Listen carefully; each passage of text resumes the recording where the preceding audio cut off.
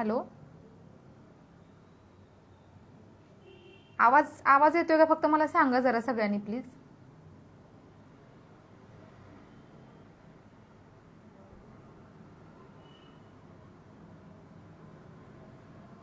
Hello.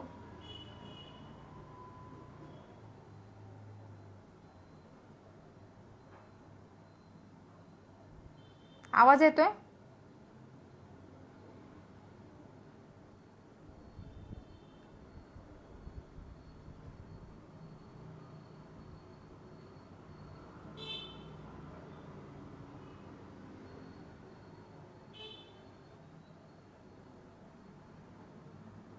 आवाज येतोय का? ओके. तर आत्ता आणखी सगळे जॉईन करत आहेत. तर आपण फक्त 3 ते 4 मिनिटांमध्ये सुरू करूया. ओके.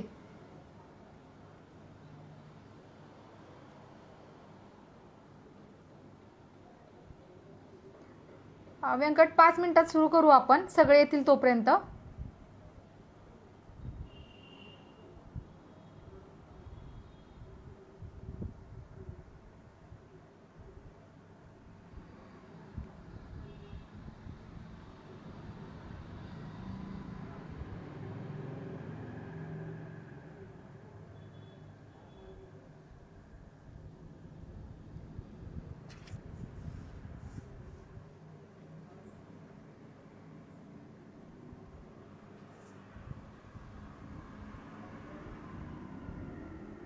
ओके. मोठे ठेवलेली आहे कमेंटची स्क्रीन, त्यामुळे मला आता लगेच कळेल कोण काय विचारते. अजून मुलं कोणी जॉईन झालेली नाही आहेत.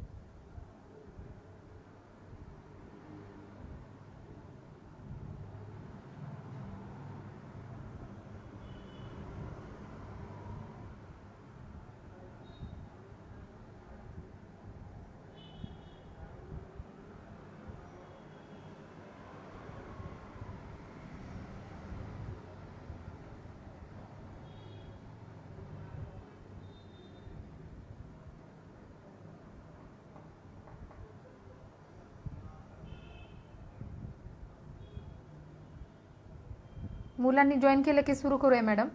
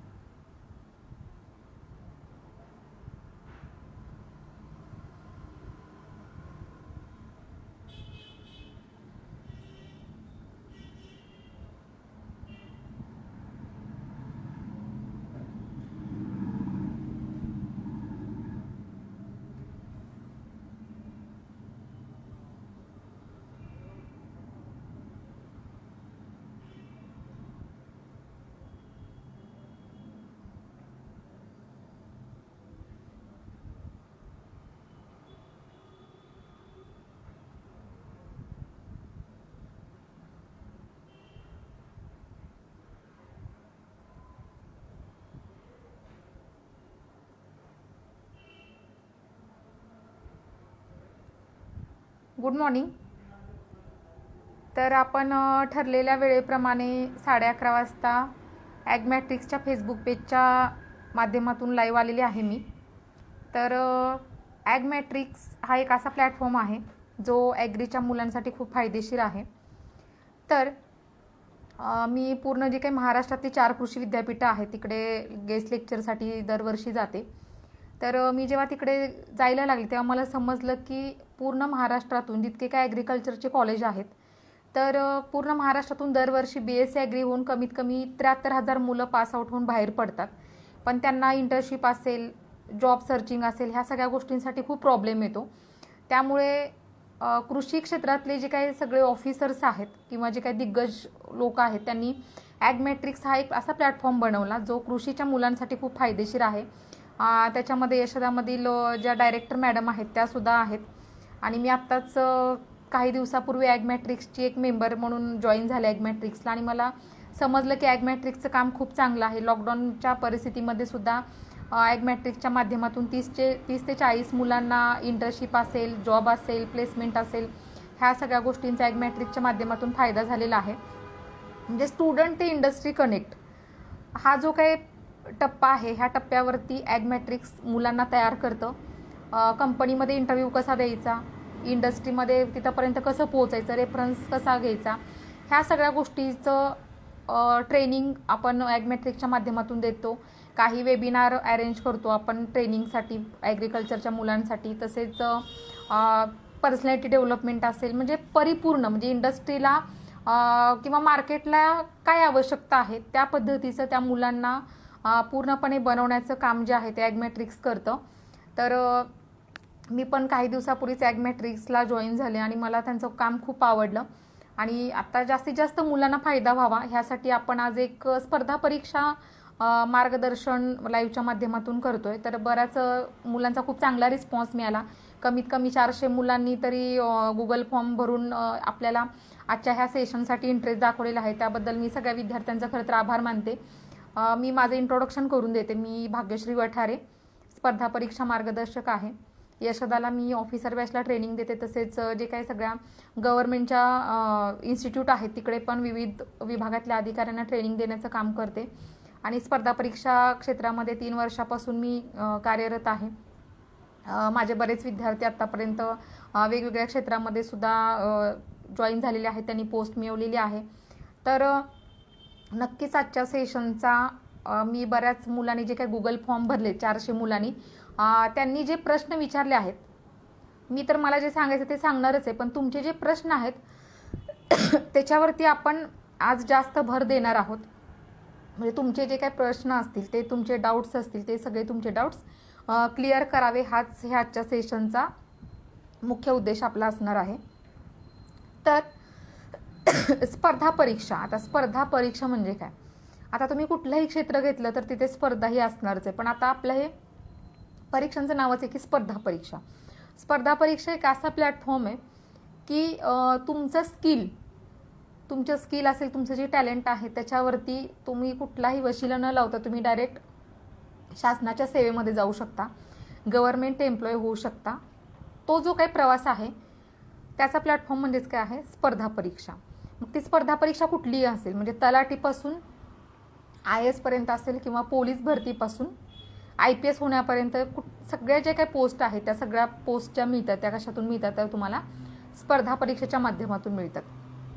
आता ह्या परीक्षांचा अभ्यास कसा करायचा, सिलेबस काय आहे, त्यानंतर तुम्हाला काय काय करावं लागतं, अभ्यासाची स्ट्रॅटेजी कशी असावी, स्कोरिंग जास्त आणण्यासाठी काय करावं, वेळेचे नियोजन कसं, अभ्यास कसा करावा, ह्या सगळ्या गोष्टी आपण ह्याच्या 1.5 तासाच्या सेशनमध्ये कवर करणार आहोत.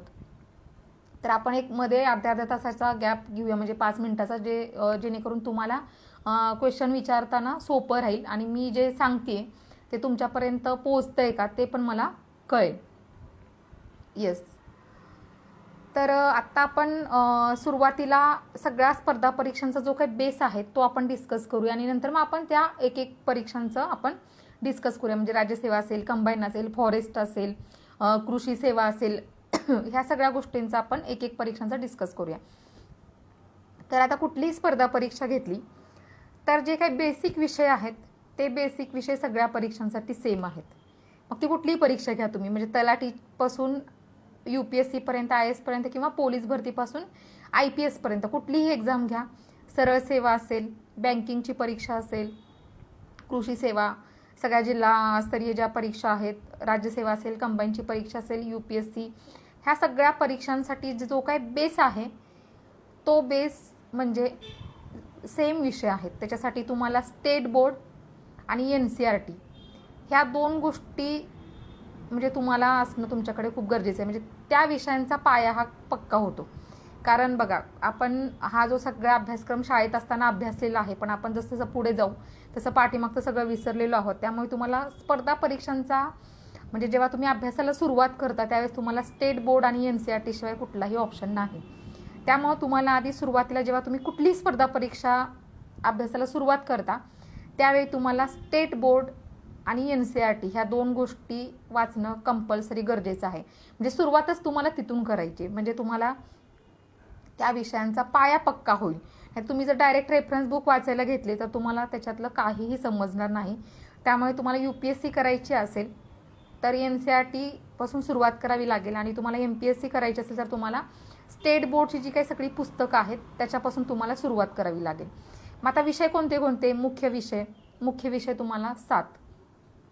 त्याच्यामध्ये इतिहास, हिस्ट्री, जॉग्रॉफी, भूगोल, त्याच्यानंतर इकॉनॉमिक्स, अर्थशास्त्र, पॉलिटी, राज्यशास्त्र, जनरल सायन्स, सामान्य विज्ञान, त्याच्यामध्ये तुम्हाला फिजिक्स येईल, केमिस्ट्री येईल, बायोलॉजी येईल आणि हेल्थ सायन्स येईल. त्याच्यानंतर एन्व्हायरमेंट, पर्यावरण आणि चालू घडामोडी. आता चालू घडामोडी म्हणजे करंट अफेअर्स. आता चालू घडामोडी हा असा विषय आहे तो प्रत्येक परीक्षेमध्ये विचारला जातो. आता आपण फक्त एक 5 मिनिटं चालू घडामोडीवरती डिस्कशन करूया, काय काय असतं याच्यामध्ये. आता चालू घडामोडी म्हणजे काय की करंट अफेअर्स, आपल्या आजूबाजूला ज्या गोष्टी घडतात त्याच्यावरती तुम्हाला प्रश्न असतो. म्हणजे कुठलीही गोष्ट असेल, मग ती राजकीय असेल, सामाजिक असेल, आंतरराष्ट्रीय, राष्ट्रीय, प्रादेशिक घडामोडी असतील, पुरस्कार सगळे असतील, म्हणजे ऑस्कर पुरस्कारावरती प्रश्न असतो. त्याच्यानंतर जे काही पद्मश्री, पद्मविभूषण, सगळे नोबेल पुरस्कार, सगळ्या प्रकारचे पुरस्कारांवरती तुम्हाला प्रश्न असतो. त्याच्यानंतर चर्चेतली व्यक्ती म्हणजे कुणाची नियुक्ती झाली, कुणाचा मृत्यू झाला त्याच्यावरती तुम्हाला प्रश्न असतात. त्याच्यानंतर क्रीडाच्या रिलेटेड तुम्हाला कंपल्सरी 3 प्रश्न असतात. आता आपल्याला क्रिकेटबद्दल माहिती असतं कारण आपला क्रिकेट हा सगळ्यांचा आवडता खेळ आहे. त्यामुळे आपण मोबाईलमध्ये पण क्रिकेटचे अपडेट बघतो, पण क्रिकेट व्यतिरिक्त पण खूप सारे खेळ आपल्या देशामध्ये खेळले जातात. त्याच्यावरती तुम्हाला सगळी माहिती पाहिजे. तर क्रिकेटवरती तुम्हाला म्हणजे क्रीडावरती तुम्हाला 2-3 प्रश्न असतात. त्यानंतर चर्चेतली पुस्तकांवरती तुम्हाला कमीत कमी 1 ते 2 प्रश्न असतात. म्हणजे कोणतं पुस्तक कुणी लिहिलं आहे, त्या लेखकांचं नाव विचारलं जातं किंवा त्या पुस्तकाचा मराठीत अनुवाद केला आहे, कुणी केला आहे, त्या लेखकाला कधी कोणता पुरस्कार मिळाला आहे, ह्या सगळ्या प्रकारचे प्रश्न पुस्तकांच्या रिलेटेड असतात. मग किंवा दौरे, आता आपल्याकडे प्रजासत्ताक दिनाला कोणत्या देशाचे पंतप्रधान आलेले किंवा आपल्या पंतप्रधानांनी कोणत्या देशाचा दौरा केला, हे सगळं. तर हे सगळं म्हणजेच करंट अफेअर्स आहे. मी सांगते सोर्सेस काय काय आहेत. तर ह्या सगळ्या गोष्टी म्हणजेच करंट अफेअर्स असतं. आंतरराष्ट्रीय पुरस्कार, सगळ्या प्रकारचे पुरस्कार, दौरे, आर्थिक घडामोडी, सामाजिक घडामोडी, राजकीय घडामोडी. आता राजकीय घडामोडीमध्ये आता 2019 आपल्याकडे लोकसभा इलेक्शन झालं, विधानसभेचं इलेक्शन झालं, त्याच्यावरती तुम्हाला प्रश्न असतात. ह्या सगळ्या प्रकारच्या आपल्या घडामोडी म्हणजेच काय चालू घडामोडी. आता अभ्यासाची सुरुवात कशी करायची, मी तुम्हाला सांगितलं की अभ्यासाची सुरुवात करताना तुम्हाला पहिल्यांदा स्टेट बोर्ड आणि NCERT ह्या 2 गोष्टीपासून सुरुवात करावी लागेल. आणि त्याच्यासाठी नंतर तुम्हाला करंट अफेअर्स म्हणजे चालू घडामोडीसाठी तुम्हाला काय करावं लागेल, त्यासाठी तुम्हाला कंपल्सरी न्यूजपेपर वाचणं गरजेचं आहे. न्यूजपेपरशिवाय कुठलाही बेस्ट ऑप्शन चालू घडामोडीसाठी नाही आहे. आता हिस्ट्री जर एक विषय सोडला, जॉग्रॉफी असेल, पॉलिटी असेल, इकॉनॉमिक्स असेल, जनरल सायन्स असेल, एन्व्हायरमेंट असेल, ह्या सगळ्या विषयांमध्ये चालू घडामोडीच्या रिलेटेड प्रश्न असतात. त्यामुळे तुम्हाला न्यूजपेपर रीडिंग मोस्ट इम्पॉर्टंट आहे. कारण जे आयोगाच्या क्वेश्चन पेपरमध्ये जे प्रश्न असतात ते सगळे प्रश्न पत्रकार काढत असतात आणि पत्रकार प्रश्न कशातून काढतात, न्यूजपेपरमधून. त्यामुळे तुम्हाला न्यूजपेपर वाचणं कंपल्सरी गरजेचं आहे. म्हणजे तुम्हाला परीक्षेत तर फायदा होणारच आहे, पण तुम्हाला प्री असेल, मेन्स असेल, इंटरव्ह्यू असेल, तुमचं नॉलेज असेल, तुमची पर्सनॅलिटी असेल, ह्या सगळ्या गोष्टीसाठी तुम्हाला न्यूजपेपर कामी येणार. आणि आपण रोज अपडेट राहिलं पाहिजे कारण आउटडेटेड होणाऱ्याची कोणीही दखल घेणार नाही. त्यामुळे तुम्हाला रोजच्या रोज अपडेट राहण्यासाठी न्यूजपेपर वाचणं कंपल्सरी गरजेचं आहे. आता जे UPSC करतात त्यांनी इंडियन एक्सप्रेस किंवा द हिंदू हा न्यूजपेपर वाचणं गरजेचं आहे. तुम्हाला जर पहिल्यांदा 1-1.5 तास वेळ लागेल, पण आता असे काय ॲनालिसिसचे व्हिडिओ पण येतात, जसं की ओनली IAS असेल, स्टडी IQ असेल, हे जे काय यूट्यूबचे चॅनल आहे, त्याच्यावरती तुम्हाला रोजच्या रोज इंडियन एक्सप्रेसचं न्यूज ॲनालिसिस येतं, न्यूजपेपर ॲनालिसिस, द हिंदूचं न्यूजपेपर ॲनालिसिस येतं. ते तुम्ही एक 45 मिनिटाचा व्हिडिओ बघू शकता. म्हणजे समोर पेपर असेल आणि तुम्ही यूट्यूब चॅनलवरती जर तो व्हिडिओ लावून दिला तर तुम्ही पटकन तुम्हाला नेमकं काय वाचायचं ते तुम्ही जर म्हणजे अंडरलाईन करत गेला न्यूजपेपरमध्ये तर 1.5 तासाच्या ऐवजी तुमचं 45 मिनिटामध्ये सुद्धा कव्हर होईल. आणि त्यांनी त्या ॲनालिसिसच्या व्हिडिओमध्ये दिलेलं असतं की हे जे आर्टिकल आहे ते तुम्हाला कोणत्या पेपरमध्ये ह्याच्यावरती प्रश्न विचारला जाऊ शकतो. म्हणजे GS1 GS2 ह्या सगळ्या गोष्टी तुम्हाला विचारल्या जातात. आता हे फक्त मी तुम्हाला करंट अफेअरचा सोर्स सांगते नेमकं काय काय करायचं आणि त्याच्यानंतर मग आपण सिलेबसकडे वळूया. तर करंट अफेअरचा जो काही सोर्स आहे त्याच्यासाठी तुम्हाला बेस्ट ऑप्शन रोजचा न्यूजपेपर, UPSCसाठी द हिंदू आणि इंडियन एक्सप्रेस, आणि जे MPSC म्हणजे स्टेट सर्व्हिसेसचा अभ्यास करतात, ज्या आपल्या सगळ्या महाराष्ट्रातल्या परीक्षांचा अभ्यास करतात, त्यांनी एक लोकसत्ता न्यूजपेपर असला तरी सुद्धा सफिशियंट आहे. आता लोकसत्ता वाचायचा कसा, कारण लोकसत्ताचं ॲनालिसिस नाही, हिंदूचं किंवा इंडियन एक्सप्रेसचं ॲनालिसिस यूट्यूब चॅनलवरती येतं, पण लोकसत्ताचं ॲनालिसिस येत नाही. तर लोकसत्ता वाचायचा कसा. आता जे विद्यार्थी मला लाईव्ह बघतायत त्यांनी इकॉनॉमिक सर्वे, प्रतियोगित अपडेट मिळतात, पण स्टेट अपडेटचा सुद्धा इकॉनॉमिक सर्वे आलेला आहे. तो नंतर मी तुम्हाला पाठवेन. कालच परवाच आलेला आहे. आपला जो काही महाराष्ट्राचा आता सोमवारी बजेट आहे उद्या, तर त्याचा आर्थिक अहवाल म्हणजे इकॉनॉमिक सर्वे जो म्हणतो तो परवाच आलेला आहे. त्याची PDF पण आहे माझ्याकडे, ती मी तुम्हाला नंतर देईन. म्हणजे त्याच्यातून तुम्हाला जरा ते इकॉनॉमिक्सचे विषय शिकवतात त्यांनी तो बनवलेला आहे, तर त्याच्यातून तुम्हाला नक्कीच फायदा होईल. तो मी तुम्हाला नंतर देईन. तर आता लोकसत्ता न्यूजपेपर वाचायचा कसा हे मी तुम्हाला एक 5 मिनिटामध्ये सांगेन. आता जेव्हा तुम्ही फर्स्ट पेज बघता, तर इथे आहे माझ्यासमोर लोकसत्ता न्यूजपेपर. आता संडे आहे, तर संडेच्या न्यूजपेपरमध्ये खूप सारे आर्टिकल्स असतात लोकरंग पुरवणीमध्ये.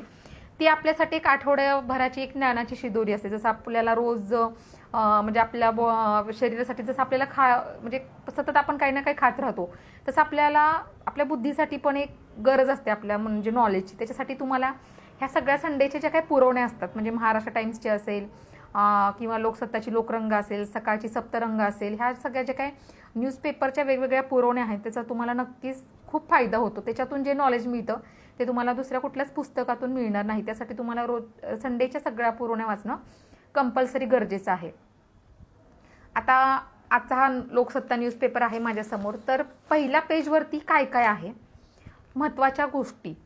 आता कृषी आंदोलन सध्या सुरू आहे, त्याची पहिल्याच पानावरती बातमी आहे. 82.2% शेतकऱ्यांचा कृषी कायद्यांना विरोध, ही आजच्या पहिल्या पानावरची बातमी आहे.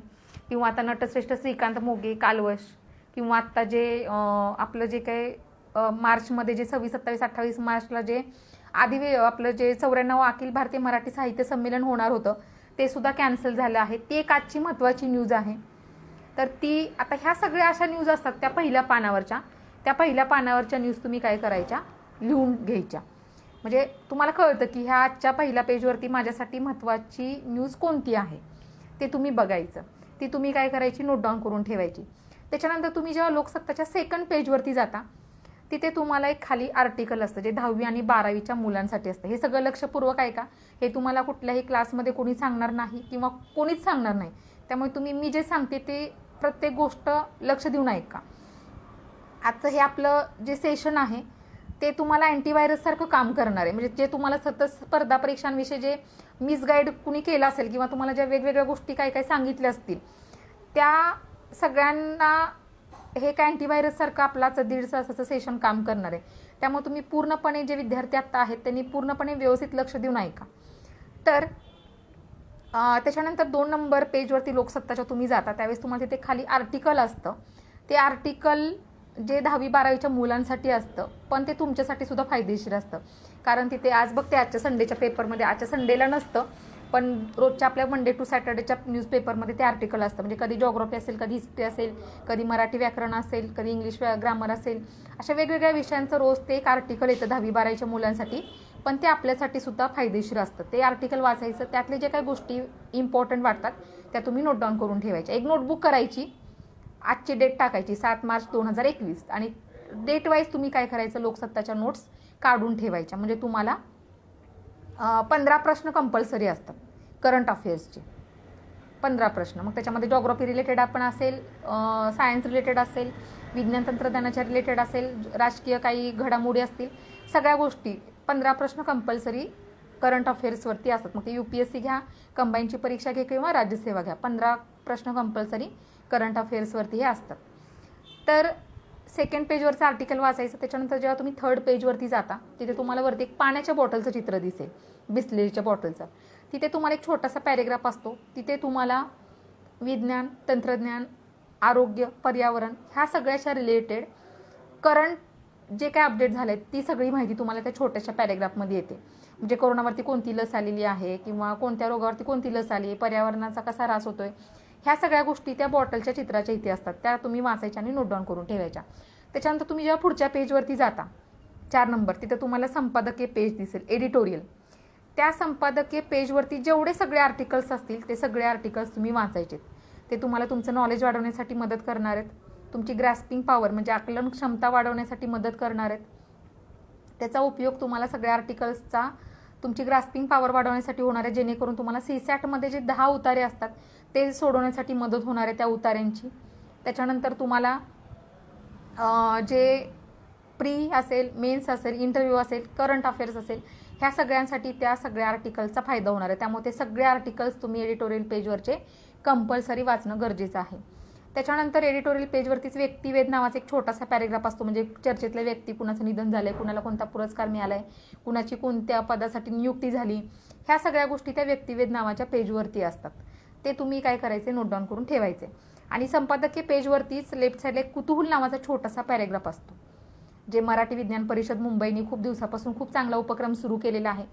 त्या छोट्याशा पॅरेग्राफमधून आपल्याला ज्या गोष्टी माहिती नसतात त्या गोष्टी माहिती होतात.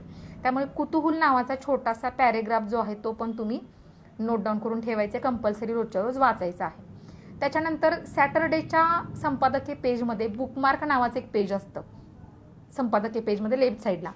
तर त्या बुकमार्क नावाच्या पेजवरती दर सॅटर्डेला 3 पुस्तकांची माहिती येते, ज्याच्यावरती आपल्याला कंपल्सरी 3 प्रश्न पुस्तकांवरती असतं चालू घडामोडीमध्ये. तर ते बुकमार्क नावाचं पेज जे आहे ते तुम्ही कंपल्सरी वाचणं गरजेचं आहे. त्यामुळे तुम्हाला चर्चेतली पुस्तकांवरती जे प्रश्न येतात ते तुमचे प्रश्न सोडवण्यासाठी तुम्हाला मदत होणार आहे. तर हे झालं संपादकीय पेज. त्याच्यानंतर जेव्हा तुम्ही पुढे जाता त्यावेळेस तुम्हाला तिथे प्रादेशिक घडामोडी, महाराष्ट्रातील आपल्या सगळ्या 36 जिल्ह्यातल्या ज्या काही घडामोडी असतात त्या विविध नावाच्या पेजवरती तुम्हाला दिसतील. त्याच्यानंतर तुम्ही जेव्हा पुढे जाता त्यावेळेस तुम्हाला देश विदेश पेज दिसेल. देश विदेश पेज जे आहे ते तुम्हाला आंतरराष्ट्रीय घडामोडीसाठी खूप कामी येणार आहे. तुम्ही जर पाठीमागचं 3-4 वर्षाच्या जर प्रश्नपत्रिका बघितल्या तर इंटरनॅशनल घडामोडीवरती खूप सारे प्रश्न विचारले जातात. त्यामुळे तुम्हाला देश विदेश हे पेज वाचणं कंपल्सरी गरजेचं आहे. त्याच्यानंतर तुम्ही जेव्हा पुढे जाता त्यावेळेस तुम्हाला अर्थवृत्तांत पेज दिसेल. आता अर्थवृत्तांत, आता आर्थिक घडामोडी खूप प्रश्न तुम्हाला करंटच्या रिलेटेड असतात. आता अर्थवृत्तांत पेजवरती सगळ्या आर्थिक घडामोडी म्हणजे करंटच्या रिलेटेड, म्हणजे सध्याचा रेपो रेट काय आहे, GDP काय आहे. आता रेपो रेटच्या दर 2 महिन्याला मिटिंग असतात, म्हणजे आपले RBIचे गव्हर्नर आणि फायनान्स मिनिस्टर ह्यांच्यामध्ये दर 2 महिन्याला मिटिंग होते आणि मार्केटचा अभ्यास करून रेपो रेट ठरवला जातो. आता ते कुठल्या पुस्तकात अपडेट होऊन येत नाही, पण ते न्यूजपेपरमध्ये येतं. त्यामुळे आपल्याला अर्थवृत्तांत पेज वाचणं गरजेचं आहे. किंवा आता जसं आर्थिक मंदी आली, कोरोनाची महामारी असेल तर कृषी क्षेत्रावरती आर्थिक मंदीचा कसा परिणाम झाला, ऑटोमोबाईल क्षेत्रावरती आर्थिक मंदीचा काय परिणाम झाला, किंवा इन्फॉर्मेशन टेक्नॉलॉजीवरती काय परिणाम झाला, इतकं सगळी बेरोजगारी वाढली, हे सगळे जे काय रिलेटेड सगळे आर्टिकल्स असतात ते अर्थवृत्तांत पेजवरती असतात. त्यामुळे तुम्हाला अर्थवृत्तांत पेज कंपल्सरी वाचणं गरजेचं आहे. आणि सगळ्यात शेवटी जे पेज असतं ते पेज क्रीडा विषयक, क्रीडा वृत्तांत. आता क्रीडावरती मी तुम्हाला सांगितलं की 2-3 प्रश्न कंपल्सरी असतात. आता आपला मीडिया पण असेल किंवा सगळ्याच, किंवा आपण पण क्रिकेटला खूप महत्त्व देतो, पण क्रिकेटच्या व्यतिरिक्त सुद्धा खूप सारे खेळ खेळले जातात. मागच्या वर्षी हिमा दासनी एका आठवड्यामध्ये 6 गोल्ड मेडल जिंकले, पण तिला मीडियाने जितकं फुटेज दिलं ना, जितकं वर्ल्ड कपला दिलं. त्यामुळे ह्या सगळ्या ज्या गोष्टी असतात त्या क्रीडा वृत्तांत पेजवरती असतात आणि त्या सगळ्या गोष्टी आपल्याला वाचणं कंपल्सरी गरजेचं आहे. ह्या पद्धतीनं तुम्ही लोकसत्ता वाचायचं आहे. डेट वाईज तुम्हाला त्याच्या नोट्स ह्या लिहायच्या आहेत आणि त्याच तुम्हाला करंट अफेअर्ससाठी कामी येणार आहेत. मग तुम्हाला कुठलंही इयरबुक किंवा असं काही वाचण्याची गरज पडणार नाही. आणि योजना आणि लोकराज्य ही जी काही 2 शासनाची मासिक आहेत ती पण तुम्ही करंट अफेअर्ससाठी वाचणं गरजेचं आहे. हे सगळं तुम्हाला करंट अफेअर्सची एक स्वतःची नोटबुक तयार करायची तुम्हाला. आणि हे सगळं वाचून झालं की जस्ट तुम्हाला गुगलवरती जायचं आहे आणि आजचं दिनविशेष बघायचं आहे की आजचं दिनविशेष काय. आता तुमच्याकडे सगळ्यांकडे अँड्रॉइड फोन आहे, त्यामुळे तुम्हाला पुस्तकं घेण्यासाठी पैसे किंवा वेळ खर्च करायची गरज नाही. एका क्लिकमध्ये तुम्ही पूर्ण सगळी माहिती बघू शकता. किंवा आता आज कोणता दिवस आहे, मग आता आजच्या दिवशी त्या दिवसाची थीम काय आहे. आता उद्या महिला दिन आहे, आता महिला दिनाची उद्याची थीम काय. आता हे सगळं तुम्हाला त्या त्या दिवशी बघायचं आहे. आता आपण काही एकदम तर सगळं 365 दिवस म्हणजे वाचणं खूप कठीण आहे. पण तुम्ही जर एक एक दिवसागणिक वाचत गेला तर तुमच्याकडे असं 365 दिवसाचं नॉलेजचा एक खजिना तयार होणार आहे, जो तुम्हाला प्री असेल, मेन्स असेल आणि इंटरव्ह्यू असेल, ह्या सगळ्या गोष्टींसाठी तुम्हाला कामी येणार आहे. पण तुम्हाला रोजच्या रोज ते वाचणं गरजेचं आहे. रोजच्या रोज तुम्ही अपडेट होत गेला तर तुमचं नॉलेज वाढणार आहे, कारण नॉलेज इज पॉवर. तेच तुम्हाला प्री, मेन्स, इंटरव्ह्यू ह्या सगळ्या गोष्टींसाठी कामी येणार आहे. तर हे सगळे अशा पद्धतीनं तुम्हाला आजच्यापासून सुरुवात करावी लागणार आहे. न्यूजपेपरपासून सुरुवात करा. NCERT state board. आता हे झालं बेसिक. रोजच्या रोज तुम्हाला न्यूजपेपरच्या नोट्स लिहायचे आणि रोजच्या रोज दिनविशेष बघायचे. मग दिनविशेष त्या दिवशी कुठला दिवस आहे त्याची तुम्हाला थीम शोधून लिहायची आहे. तर ह्या पद्धतीनं तुम्ही सुरुवात करा. स्पर्धा परीक्षांची सुरुवात ही इथून करायची. State board, NCERT. आता त्याच्यानंतर तुम्हाला बघायचे सिलेबस काय काय आहे. कंबाईंडसाठी सिलेबस काय आहे, राज्यसेवेसाठी सिलेबस काय आहे, महाराष्ट्र कृषी सेवासाठी सिलेबस काय आहे, फॉरेस्टसाठी सिलेबस काय आहे. ह्या सगळ्या परीक्षांचा UPSCसाठी प्रिलिमचा सिलेबस काय, मेन्सचा सिलेबस काय आहे. तुम्हाला ज्या परीक्षांवरती फोकस करायचं आहे त्या परीक्षांचा सिलेबस तुम्ही आयोगाच्या वेबसाईटवरती जायचं आणि तिथून डाउनलोड करून ठेवायचं आणि बघायचं की सिलेबसमध्ये काय काय आहे आणि मला माझ्या अभ्यासाची दिशा कशी ठरवायची. कारण तुम्हाला सिलेबस बघितल्याशिवाय काहीही समजणार नाही.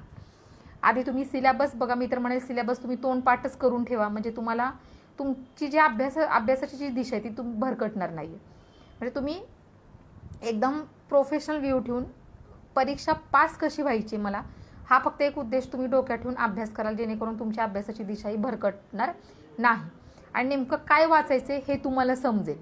आता मुलं काय करतात, आता काय काय अशी पण मुलं असतात की 3-4 वर्षापासून अभ्यास करतात पण त्यांचे एक पण प्रिलिम्स निघत नाही. का?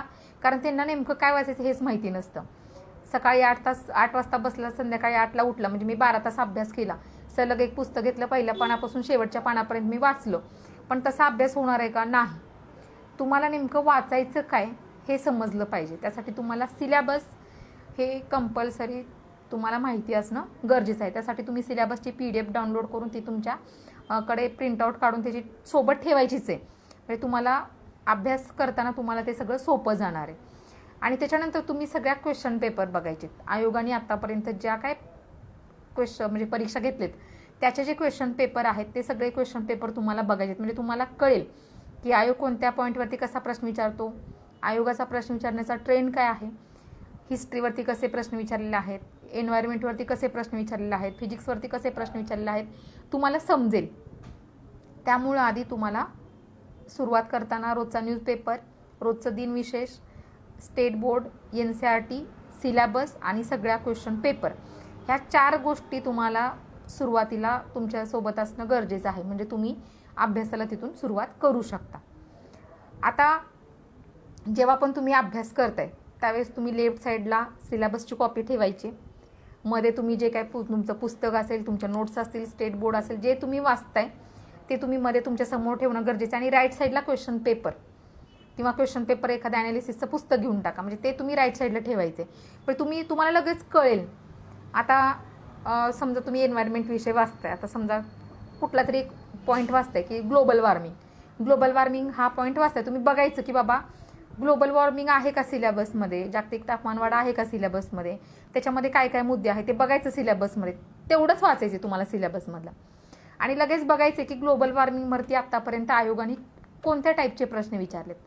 म्हणजे तुम्हाला समजून जाईल की ग्लोबल वॉर्मिंगवरती ऑलरेडी हे असे प्रश्न विचारून झालेले आहेत.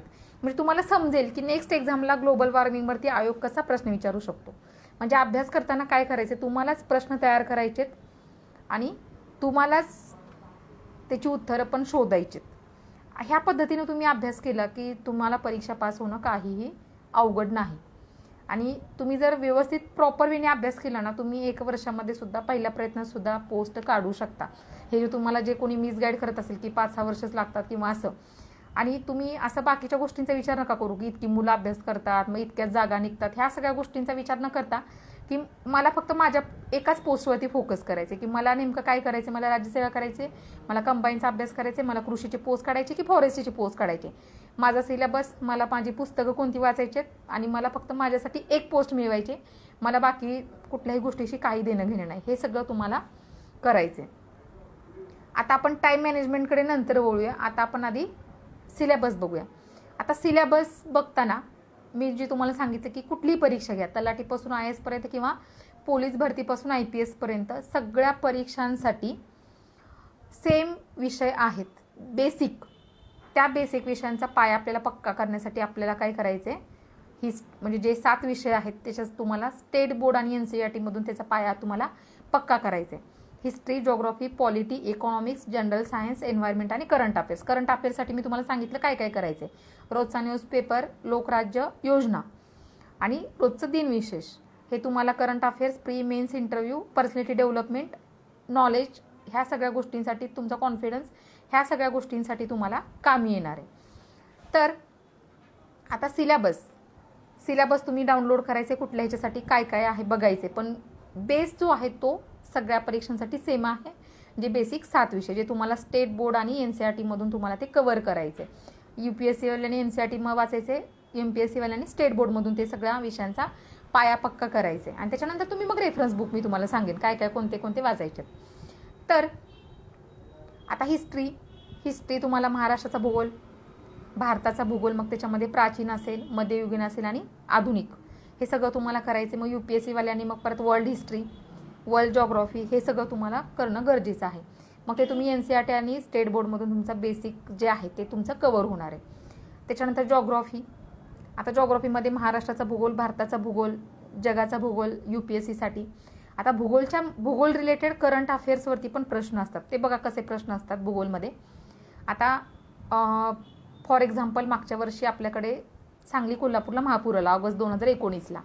आता सांगली कोल्हापूरचा महापूर म्हटलं की आपल्याला फक्त 2च नद्या आठवतात, एक म्हणजे पंचगंगा आणि कृष्णा. पण त्या दोन्ही नद्यांना मिळणाऱ्या खूप साऱ्या उपनद्या आहेत, त्या तुम्ही वाचवून ठेवणं गरजेचं आहे. त्या नद्यांवरती असलेली धरणं तुम्हाला वाचायचे.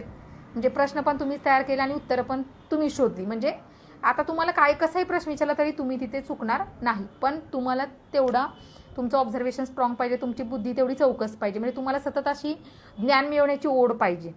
तर तुम्हाला ह्या सगळ्या गोष्टी सोप्या जाणार. स्पर्धा परीक्षा म्हणजे फक्त तुम्ही 12 तास पुस्तक घेऊन बसला म्हणजे अभ्यास झाला असं नसतं. तुमचा जो काही दृष्टिकोन आहे, तुमचं जे ऑब्झर्वेशन आहे ते खूप स्ट्रॉंग पाहिजे. म्हणजे तुम्ही इतकं अलर्ट पाहिजे की तुमच्या आजूबाजूला ज्या गोष्टी चाललेत त्याच्याशी तुम्ही अपडेट असणं गरजेचं आहे. तो तुमचा अभ्यास असतो. आता MPSC बघा काहीही विचारतं. म्हणजे असे प्रश्न विचारलेत की काय काय वेळी करंटवरती बनते. मी क्रिकेटच्या ज्या मॅचेस असतात ना, आता फॉर एक्झाम्पल असा प्रश्न विचारलेला मागच्या वेळी की अफगाणिस्तानची जी काही टीम आहे त्यांचा प्रमोशन पार्टनर कोण, असा प्रश्न मागच्या वेळी विचारता. आणि त्याच्यामध्ये ऑप्शन होते रिलायन्स, अमूल, ओप्पो, विवो. आता हे अशा ज्या काही कंपन्या असतात त्या प्रमोट करतात किंवा त्यांना स्पॉन्सर करतात क्रिकेट टीमला. तर अफगाणिस्तानच्या टीमचा प्रमोशन पार्टनर कोण किंवा स्पॉन्सर कोण, असा प्रश्न विचारला आणि हे 4 ऑप्शन दिलेले. तर त्याचं उत्तर होतं अमूल. म्हणजे आता तुम्हाला क्रिकेट बघताना फक्त कोणी किती धावा काढल्या आणि किती ओव्हरमध्ये कोण किती कसं खेळलं हे न बघता तुम्हाला त्याचा प्रमोशन पार्टनर कोण आहे, त्याचा स्पॉन्सर कोण आहे, हे सुद्धा तुम्हाला तिथे बघावं लागणार आहे. म्हणजे तुमचं ऑब्झर्वेशन इतकं स्ट्रॉंग असावं लागणार आहे. म्हणजे त्याच्यावरून तुम्हाला प्रश्न पण, आता मागच्या वर्षी हम आपके हे कोण हा जो सिनेमा आहे त्याला 25 वर्ष पूर्ण झाले, तर त्याच्यावरती पण प्रश्न विचारलेला आयोगाने की हम आपके हे कोण हा सिनेमा कोणत्या प्रोडक्शन खाली प्रदर्शित झाला होता, राजश्री प्रोडक्शन. म्हणजे असे पण प्रश्न तुम्हाला विचारले जातात. त्यामुळे तुमचा जो काही अभ्यासाचा आवाका असेल, तुमचं जे काही नॉलेज असेल ते तुम्हाला प्रत्येक गोष्टीतलं प्रत्येक सगळ्या गोष्टी तुम्हाला माहिती पाहिजेत. ते म्हणजे स्पर्धा परीक्षा असतं, तुम्हाला सगळ्यातलं सगळं माहिती पाहिजे. किंवा आता मागच्या वर्षी चिपळूणला तिवरे धरण फुटलं. आता असं विचारणार आहेत की तिवरे धरण कुठे होतं. आता ते पहिलीचा मुलगा पण सांगू शकतो की चिपळूणला होतं. पण आता आयोग कसा प्रश्न विचारेल की तिवरे धरण कोणत्या नदीवरती होतं.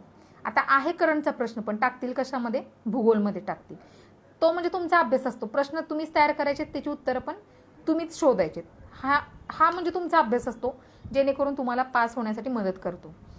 तेव्हा आता हे झालं जिओग्राफीच्या रिलेटेड. आता सायन्सच्या रिलेटेड, आता आपल्याकडे कोविडसारखा विषाणू अजून पण त्याची झळ आपण सगळे सहन करतोय. आता तुम्हाला याच्या रिलेटेड पण प्रश्न असतील. आता कोरोनाच्या रिलेटेड, आता कोरोनावरती लस बनवणाऱ्या भारतातल्या 2 कंपन्या कोणत्या? एक म्हणजे सिरम इन्स्टिट्यूट आणि भारत बायोटेक. आता असं विचारतील की भारत बायोटेकनी कोणती लस बनवली? कोवॅक्सिन. आणि सिरमनी कोविशिल्ड. आता हे रिलेटेड सायन्सच्या रिलेटेड. आता हे आहे करंटचं पण टाकतील कशामध्ये? सायन्समध्ये.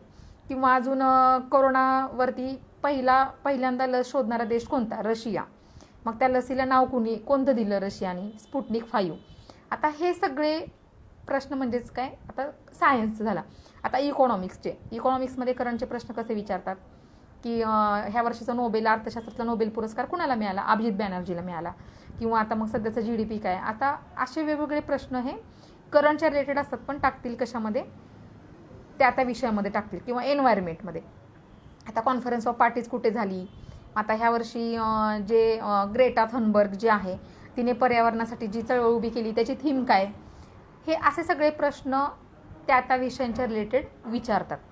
मग तुम्हाला ह्या जे 7 विषय आहेत, history, geography, polity, economics, general science, environment आणि करंट अफेअर्स, ह्या 7 विषयांचा तुम्हाला बेस पक्का करण्यासाठी स्टेट बोर्ड, NCERT आणि त्या विषयांच्या रिलेटेड करंट तुम्हाला करणं गरजेचं आहे. तो म्हणजेच काय असेल? तुमचा अभ्यास असेल. आधी सिलेबस तुम्हाला बघायचं आहे, त्याच्यानंतर आयोगाने आत्तापर्यंत विचारलेला क्वेश्चन पेपर बघायचे आणि ॲनालिसिस. म्हणजे हे सगळं तुम्ही आधी बघितलं की तुम्हाला अभ्यास करायला सोपं जाईल. आणि रोजच्या रोज तुम्हाला करंटच्या रिलेटेड तुम्हाला अपडेट राहणं गरजेचं आहे. आणि तुमच्या आजूबाजूला ज्या गोष्टी घडतात त्याच्या रिलेटेड पण तुम्ही अपडेट असणं गरजेचं आहे. आता आपण सिलेबस बघितला, आता नेमका अभ्यास कसा करायचा? आता स्टेट बोर्ड आणि NCERT मधून तुमचा विषयांचा बेस पक्का होणार आहे. तुम्हाला आता रेफरन्स बुकची तुम्हाला मी लिस्ट पण देईन. त्यासाठी तुम्हाला कसा अभ्यास करायचा? आता आपण बघूया की टाईम मॅनेजमेंट किंवा सेल्फ डिसिप्लिन म्हणू आपण त्याला. आता तुमच्याकडे रोज 24 तास आहेत. निसर्ग तुम्हाला रोज 24 तास देतो. त्याचा तुम्हाला टाईम मॅनेजमेंट करायचं आहे. आत्ता आपण वयाच्या ह्या स्टेजमध्ये आहोत की आपण कितीही काम करू शकतो. म्हणजे कृती आणि विचार हे दोन्ही आपण एकत्रित करू शकतो. म्हणजे जे आपण विचार करतो त्याच्यावरती कृती करू शकतो. आपण ह्या स्टेजला आहोत. म्हणजे आपल्या आयुष्यामध्ये 3 स्टेज असतात. एक म्हणजे बालपण, एक तरुणपण आणि एक म्हातारपण. आता आपण युवा स्टेजमध्ये आहोत. म्हणजे आपण काही करू शकतो. म्हणजे बघा, आता तुम्ही जर एखाद्या लहान मुलाला सांगितलं की हा दगड मार, तो मारू शकतो, कारण तो फक्त कृती करू शकतो पण विचार नाही करू शकत आहे. किंवा आता तुम्ही म्हातारे झाला त्यावेळेस तुम्ही समजा एखादं सांगितलं की मोठा दगड उचल, कारण त्यावेळेस आपलं शरीर थकलं असतं, आपण नाही करू शकत ना. फक्त आपण विचार करू शकतो पण कृती करू शकत नाही. पण आता आपण अशा स्टेजला आहोत की विचार पण करू शकतो आणि कृती पण करू शकतो. त्यामुळं तुम्ही आता ह्या स्टेजमध्ये तुम्हाला जितकं जास्तीत जास्त काम करता येईल तेवढं तुम्हाला जास्तीत जास्त काम करायचं आहे. आता तुम्ही ह्याच वयामध्ये म्हटलं नाही मला सिनेमाज बघायचे, मला मित्रांसोबतच फिरायला जायचं आहे, मला एन्जॉयच करायचं आहे, मग ह्या सगळ्या गोष्टीमध्ये मग तुमचं वय निघून जाईल आणि तुमच्या मग करिअरवरती त्याचा खूप वाईट परिणाम होईल. त्यामुळे तुम्हाला आत्ताचा जो वेळ आहे फक्त आणि फक्त स्वतःला घडवण्यासाठी वेळ द्यायचा आहे, स्वतःवरती कष्ट घेण्यासाठी वेळ द्यायचे. तुम्ही कमी झोपला तरी काही होत नाही, किंवा तुम्ही खूप काम केलं, खूप अभ्यास केला तरी तुम्हाला काही होत नाही. फक्त तुम्ही इतका वेळ स्वतःसाठी दिला तर नक्कीच तुम्ही सगळ्यांपेक्षा काहीतरी वेगळे व्हाल, एवढा तरी मी तुम्हाला नक्की सांगू शकते. त्यामुळे तुम्ही ज्या स्टेजमध्ये आहात, ज्या वयाच्या स्टेजमध्ये आहात, त्यासाठी तुम्हाला प्रत्येक सेकंदाचं तुमच्याकडे कॅल्क्युलेशन असलं पाहिजे. त्यासाठी मी तुम्हाला सेल्फ डिसिप्लिन आणि टाईम मॅनेजमेंट ह्या 2 गोष्टी सांगणार आहे एकत्रित. आता बघा, सेल्फ डिसिप्लिन आपण तूच तुझ्या जीवनाचं शिल्पकार म्हटल्यासारखं हे म्हणतात ते खरंच आहे. कारण आपण दुसऱ्यांनी कुणी किती काही सांगितलं तरी आपल्यामध्ये फरक पडत नाही. जोपर्यंत तुम्हाला स्वतःला वाटेल की मला हे करायचं आहे तोपर्यंत तुम्ही एकही गोष्ट करू शकणार नाही. त्यामुळे तुम्हाला सेल्फ डिसिप्लिन आणि सेल्फ मोटिवेशन ह्या 2 गोष्टी खूप गरजेच्या आहेत. आता सेल्फ डिसिप्लिनचाच एक भाग आहे टाईम मॅनेजमेंट. आता आपल्याला सतत कुणीतरी सांगावं लागतं की तू असा अभ्यास कर, तसा अभ्यास कर, तू असं कर, तसं कर. म्हणजे आपले आई वडील असतील, आपला मोठा बहीण भाऊ असेल, म्हणजे आपल्याला हे सतत आपल्याला काहीतरी सांगत असतात. पण मला असं वाटतं की कुणी आपल्याला सांगण्यापेक्षा आपण स्वतःच करावं. त्यालाच आपण म्हणतो सेल्फ डिसिप्लिन, स्वयंशिस्त.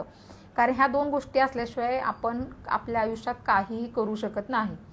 आता जे निसर्ग तुम्हाला रोज 24 तास देतो त्याचं आपल्याला कॅल्क्युलेशन करायचं आहे. आता तुम्ही ह्या यूथ स्टेजमध्ये आहात, त्यामुळे तुम्ही 20 तास जरी काम केलं तरी तुम्हाला काय होत नाही. 18 तास तरी काम तुम्ही केलं तरी पण तुम्हाला काही होणार नाही.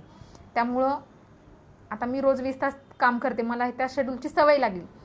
पण म्हणजे मला मी थकत पण नाही, मला झोप पण येत नाही, म्हणजे काहीच नाही वाटत. म्हणजे एकदा जर तुम्ही सवय लावून घेतली की तुम्ही बरोबर त्या गोष्टी करता, पण त्याच्यासाठी तुम्हाला आधी सुरुवात करावी लागेल. आता तुम्ही आज तुम्हाला सांगितलं म्हणजे लगेच तुम्हाला आज जमेल असं नाही, पण तुम्हाला 8 दिवसानंतर नक्कीच ह्या गोष्टी जमायला लागतील. सुरुवातीला थोडा त्रास होईल, कारण कोणत्याही चांगल्या गोष्टीची सवय लावून घेताना त्रास होतो, पण नंतर त्या गोष्टींची एकदा सवय झाली की तुम्हालाच त्याचा फायदा होईल. तुम्हालाच असं एक छान फिलिंग येईल की नाही मी एकदम परफेक्ट ट्रॅकवरती आलो आहे. तर आता आपल्याला 24 तासापैकी मी तुम्हाला सांगणार नाही माझ्यासारखं तुम्ही 20 तास काम करा, पण तुम्ही कमीत कमी 18 तास तरी काम करू शकता. म्हणजे 18 तास म्हणजे काम म्हणजे सतत काम करायचं नाही, म्हणजे बाकीच्या पण गोष्टी असतात, पण 18 तास तुम्हाला ॲक्टिव्ह राहायचे 24 तासापैकी. आता 18 तासापैकी मग त्याच्यामध्ये तुमचं स्वतःची कामं असतील, जेवण असेल, स्वतःचं काय असेल, त्याच्यानंतर घरच्यांची काही थोडीफार कामं असतील आईवडिलांची, ते पण तुम्हाला करायचे. आणि ह्या सगळ्या ह्याच्यातून आता कॉलेज बंद आहेत, पण जेव्हा तुमचे कॉलेज सुरू होतील त्यावेळेस तुमचा कॉलेजमधला टाईम असेल, क्लासचा टाईम असेल, ट्रॅव्हलिंगचा टाईम असेल, हे सगळं असेल ह्या 18 तासामध्ये. पण हे सगळं करत असताना तुम्ही कमीत कमी 8 ते 10 तास वेळ हा अभ्यासासाठी दिला पाहिजे. आता जे कॉलेजला असेल ते त्या कॉलेजचा पण अभ्यास येईल आणि स्पर्धा परीक्षांचा पण अभ्यास येईल, आणि जे फक्त कॉलेजांचं पूर्ण झाले त्यांचा फक्त वेळ हा 8 ते 10 तास स्पर्धा परीक्षांच्या अभ्यासासाठी असणार आहे. तर 8 ते 10 तास वेळ हा 18 तासापैकी तुम्हाला अभ्यासाला द्यायचा आहे. आणि आता अभ्यासाला म्हणजे सकाळी मी 8ला बसलो आणि संध्याकाळी 6ला उठलो म्हणजे माझा 10 तास अभ्यास झाला असं नाही. सलग कधी अभ्यास होत नाही. त्यामुळं तुम्हाला बैठका करायच्या. आता बैठका कशा करायच्या म्हणजे 1.5 तासाची बैठक, 2 तासाची बैठक, 3 तासाची बैठक, ह्या अशा बैठकांमध्ये अभ्यास करायचा आहे, जेणेकरून तुम्हाला पण बोर होणार नाही आहे. आणि तो तुमचा जो काय 8 ते 10 तासाचा वेळ आहे तो व्यवस्थित कॅल्क्युलेट झाला पाहिजे. तर तुम्ही बैठकांमध्ये त्या वेळा ज्या आहेत त्या डिवाईड करून तुम्ही काय करायचे, अभ्यास करायचे. आणि त्या अभ्यास करताना बघा मी असं ठरवायचं नाही की मी हिस्ट्री विषय घेतला म्हणजे मी 4 दिवसात हिस्ट्रीच पूर्ण वाचेल, किंवा जॉग्राफी घेतला तर मी पूर्ण जॉग्राफीच वाचेल, असं कधी करायचं नाही. कारण आपण काही मशीन नाही की मी एवढं ठरवलं म्हणजे एवढंच करू शकतो, तसं होत नाही. आता समजा तुम्ही एखादी 2 तासाची किंवा 3 तासाची बैठक केली इकॉनॉमिक्सची, आणि तुम्ही पहिल्या 1.5 तासामध्ये इकॉनॉमिक्स वाचून लगेच तुम्हाला कंटाळा आला, तर इकॉनॉमिक्स ठेवून द्या आणि नंतर तुम्हाला जो विषय वाटेल म्हणजे जॉग्राफी घ्या, सायन्स घ्या, कुठलाही विषय घ्या, तो विषय वाचा. पण तुम्ही त्या 1.5 तासामध्ये जे इकॉनॉमिक्सचं वाचलं आहे ते परफेक्ट तुमच्या डोक्यात गेलेलं असावं. म्हणजे तुम्हाला क्वांटिटीपेक्षा क्वालिटी स्टडीवरती जास्त भर द्यायचे, तर तुम्हाला अभ्यास करायला बोर वाटणार नाही आणि तुम्ही हसत खेळत एन्जॉय करता अभ्यास कराल. म्हणजे हे तुमची एक अभ्यासाची पद्धत पाहिजे. रोज तुम्हाला 8 ते 10 तासाच्या बैठका करायच्यात, 2 तास असेल, 1.5 तास असेल, तुम्हाला जसं जमेल तसं त्या पद्धतीने बैठका करा.